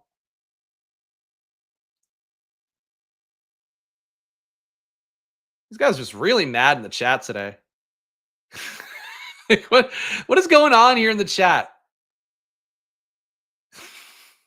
Really, I think one of those things that we've talked about before on stream, when you see this happen on Drafters, which is, your third platform, this is like the third time on stream people have been really toxic in a Drafters chat. Sometimes the guys are like completely wrong. I don't know if the case of this room, I've been following closely enough about these guys being mad about getting sniped. We've had guys calling other drafters like Gen Z soy boys because they draft teams that are like balanced. People are getting real angry in the drafters chat. So anybody ever wonders why you don't have one in your Underdog, your DraftKings streets, and I would guess if you were to pick one, bet the DraftKings one would get the most toxic because that's the biggest pool of people, the most sports bettors as well. I would bet they get real profane and probably a little more N-bomby than you'd want. Tyler Algier would be the pick for me here. Leggett does correlate, but I think we need RB more at this point. So Tyler Algier come on down. A little bit of leverage on Bijan Robinson as well because we don't have him on the team. We have Gibbs and Omarion Hampton. So that's my logic for Algier here. And also a player I liked. I'll always have fond memories of Tyler Algier because my first year maxing in best ball, he was one of my biggest stands, and he was great his rookie year. Really thought that he deserved to get a shot at that job, but then Bijan came in. It's been even better. Remember that? It's a lot of fond memories here, as always. Imagine any draft chat would just get toxic and not have value. It's true. I mean, let's see. Maybe they were getting on the straight and narrow. Who did I swipe? Not even sure what you're talking about. Dak, you have nobody from Dow on your team. Until Ferguson probably just realized you could pair him, LOL. Yeah, I have Ferg. I like Dak. Sorry, pal. Okay, maybe every site should have chat so I can do line readings of it. Nico Sniper TBH Erebus. Or wait, Nice Sniper, sorry. Nice Sniper TBH Erebus. Swiping a-hole, be deado. Me, can't we all just get along? I get the best voice. I just want to snipe Pags since I'm watching his stream. Not for real money when someone makes their team worse just so they could hurt you. No thank you. Very rude, says me, the gentleman.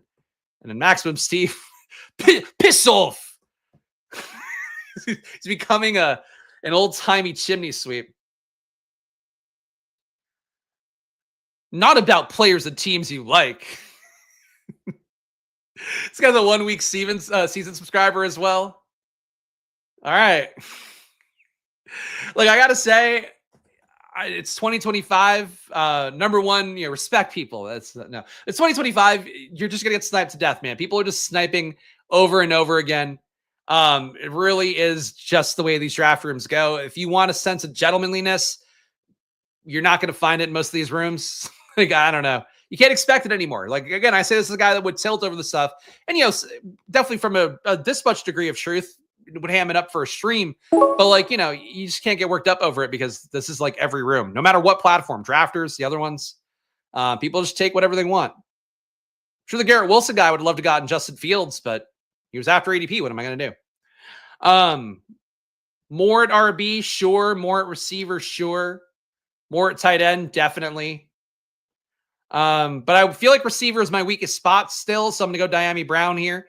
Diami Brown and part of those Jacksonville camp reports that have been showing Tank Bigsby getting so many touches. One thing on there that people might have missed, a lot of deep targets going the way of Diami Brown. So maybe not a lot, but enough, enough to feel good about him where I've been taking him as it is. So Diami Brown here, round 15, maybe a little bit rich, but that's where the ADP is. 1 week semen. That's funny. Reading these to Luca would be the best content ever. I don't think I want to. Luca's not going to be a content boy. If he gets a modeling career on his own, he could do that. He did get headhunted for some modeling shit, but we had to cut his hair, actually. Luca's first haircut was yesterday. And I hate that we had to cut his hair because it was like long and surfery. It looked really cool in a way that I wish I had my hair when I was younger. But now he looked like a real fucking dork when he first got it cut because it just gets cut in that way where it's like a straight part across. Looks a little better this morning. And it's like longer than the average kid where like, I feel like every parent just gives their kids like fucking tight fades for the cuts. Giving a little bit of length to Luca, but it's sad to get like first haircut to me felt like one of the more like emotional things, like first dentist visit, who cares? Doctor's visits, he's been doing those since he was like a little baby. But first haircut, I was like, oh, it's whatever. I don't need his hair though. Did get his hair because they were like, the haircutter lady was like, the mom may want this. And I'm like, yeah, I guess my wife might want it. and I gave it to her, and it's like they gave me his like fucking still kind of damp from the water spray, like hair in an envelope. It's like, what is this? Who fucking needs your child's hair? Practically, I'd say nobody. A kid's had amazing curls in first cut and they lost them. I don't think he's going to lose them because he's got the same kind of wavy hair that I have. But I don't know. We'll see.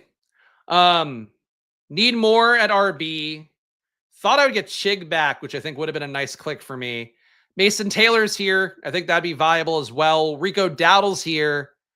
And I think these are all viable clicks. But I am going to go Mason Taylor. Need the second tight end.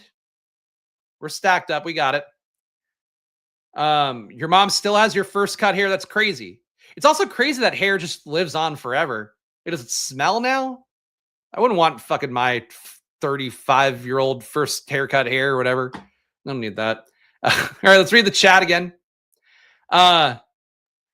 Okay, Stevie boy. So we left off this guy being mad about the stacking of the Cowboys, sniping of Dak Prescott.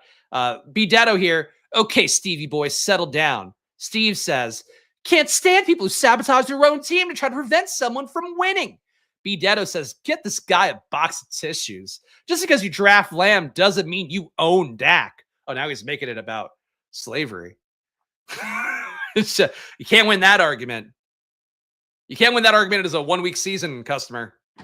I gotta imagine it's not a lot of people of color. I'm sorry. I can't. JM to win, though. I can't imagine a black person has ever watched JM to win. I'm trying to get no disrespect. That's a caveat, all these things. I'm not trying to start a war with 1-week season. But, you can't. We can't do players as property takes here. Can't imagine getting this worked up about it either. Like, I hate getting sniped too. I hate when my best laid plans don't work out. But to go on this hard in chat, it's crazy. How many drafts does this guy have? I can't see his whole name. 63 draft. You had 63 drafts and you're this mad about losing Dak Prescott? I mean, he does have Lamb and Pickens. He really wanted Dak. More chats.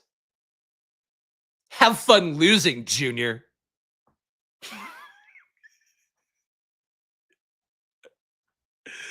There's a lot of old fuckers on drafters, huh? It's like they're always calling somebody like young, like and like pejoratively either. Like, I mean, look, I turned 40 last year. Like I am a millennial, but I definitely think I present younger, even though the white fucking hairs are killing me. And I relate to younger people generally. I did work for Barstool for a while and had to keep myself young for that reason. Drafters, though, like I've never once called somebody like young guy, like buddy. Like, I don't know. They always go to like the young insults. Like, why are we so mad at Gen Z and Gen Alpha? Who cares? Just arbitrary labels of time that people get. Doesn't even fucking matter. RB is awful at this point. My God. There's just awful players at RB. I think Keaton Mitchell is like a stab. You know what? Eli Mitchell, if he's available, Eli Mitchell is working with the first team, which I've said was going to be the case all along for KC. I don't think he's still a great bet to take, but like, if he could actually be healthy, I think he's the best back out of Pacheco, who was dog shit beyond a level like you shouldn't even be in football last year. Kareem Hunt, who had no juice but got fed volume over and over again. People in the spot would take Kareem Hunt, so I'll try to take Eli Mitchell once, even though that's it. Take Jonathan Brooks. Yeah, I don't think he's coming back.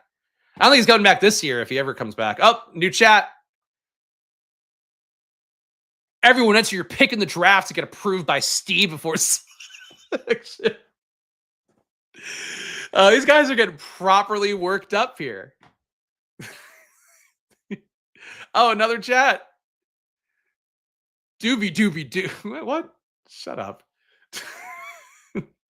I think Steve loses. Need South Park voices for the chat. It's just two Saddam Hussein, Donald Trump voices going back and forth. That's what it is. Relax, guy. I'm just trying to take Dak Prescott. Come on, Satan. No, this is a terrible impression. Guys, I wasn't ready for it. You get the bit. You get what we're going for here. Imagine it in a much better impression of what Matt Stone and Trey Parker would do. Oh, boy, they just keep going. Man, I never respond to chat rooms until today, and obviously I've done plenty of drafts, and this one is the most enjoyable ever. All right, CG Padre. I'm not worked up, Spags. I'm not worked up, Spags. Watching the stream. Love the content, brother. Thank you, B-Detto. Thank you for that.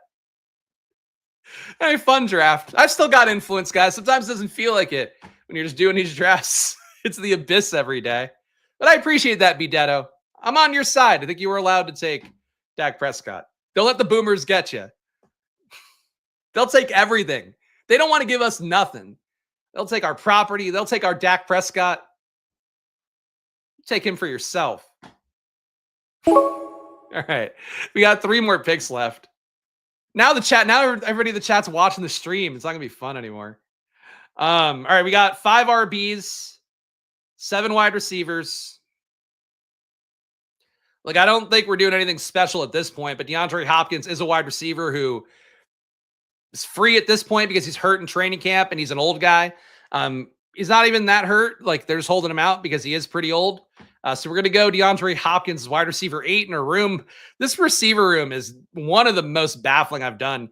We got T-Mac, Tetaroa McMillan.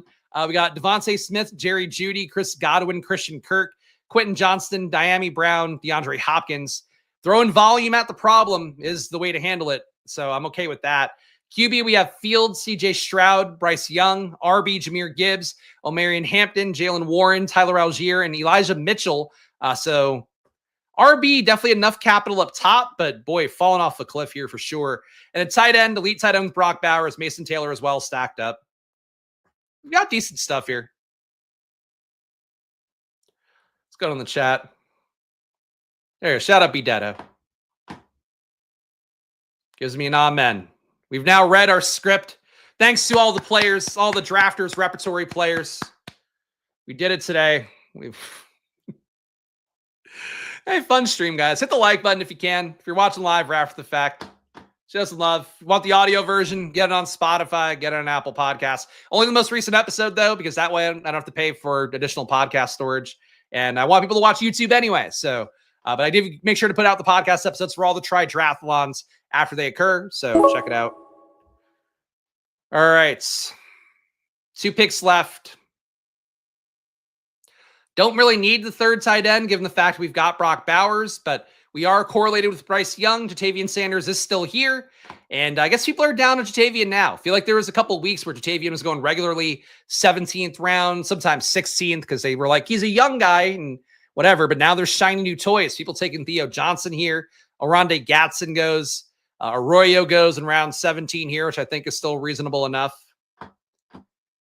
I still like Jatavian. I mean, look, if you like Carolina, no reason not to tack Jatavian Sanders on top of it. If he's going to get even cheaper, great. Darren Waller also banged up in camp. Good pick by TG Padre here. Waller on the PUP list. They've talked about it. I mentioned this on my stochastic stream yesterday. Where basically he's not practicing right now because he was retired. So they're trying to slow roll him. Certainly think the longer it drags out, you could worry a little bit. Waller is a guy who's got a history of hamstring injuries, but it'd be much worse if he were in, got hurt, went out, than him on the PUP list to start. They're slow rolling him. He comes in, 2 weeks into camp. All that stuff would be fine. We do have a new chat. I usually don't pay attention to chat either until some schmuck blatantly snipes, blatant silly, until some schmuck blatantly snipes another team. And it didn't even help their team. LOL. This guy, I've never been more worked up. And this guy is the maximum. I mean, look, he is the maximum Steve. So like every other Steve you've seen, this guy is ratcheting it up 100x because he's maximum. He's drinking Mountain Dews and doing kickflip McTwists. he's Steve to the max. So you gotta take these Steves how you get them. This is silly. This is for you guys who hang on and watch an entire 2-hour and change stream. This is just nonsense that I would not get an underdog. Not get an underdog. New premium challenge, just Spags reading draft. Like whatever will sell memberships. I'm at the Davis Matic level of things where whatever's going to get me a slight bit of money. Sure. Let's lock in. I'm glad. I'm glad we got something unique here down the stretch. We got one pick coming up. Last one. If we're dumpster diving here, Jalen Coker does correlate. I'm not really big on him. If I were ever to take him, this would be the time. AD Mitchell, I think, is a bigger swing who has I would say, a better shot of hitting. They did try to force feed him targets last year. Coker for correlation. AD Mitchell. Coker, Mitchell, Coker, Mitchell. Oh, I'm going to go Coker. I hope this one doesn't bite me in the ass and keep me from winning the big money on drafters. But this is our final team here in this Try Draft-A-Lon 3593 build. And stay tuned, guys, because I think with this promo going, I may do a Sunday special draft because Alex and Luca are going to go spend the weekend, not because we're getting separated. So I realize I'm going to say it. They're going to spend the weekend at my in-laws' house. So it's my mother-in-law's birthday. So I think Sunday I'm just going to be here chilling. So basically I'm probably going to do a drafters special draft only on drafters on Sunday, maybe do a BBM and a drafters. Either way, stay tuned. So we can do that.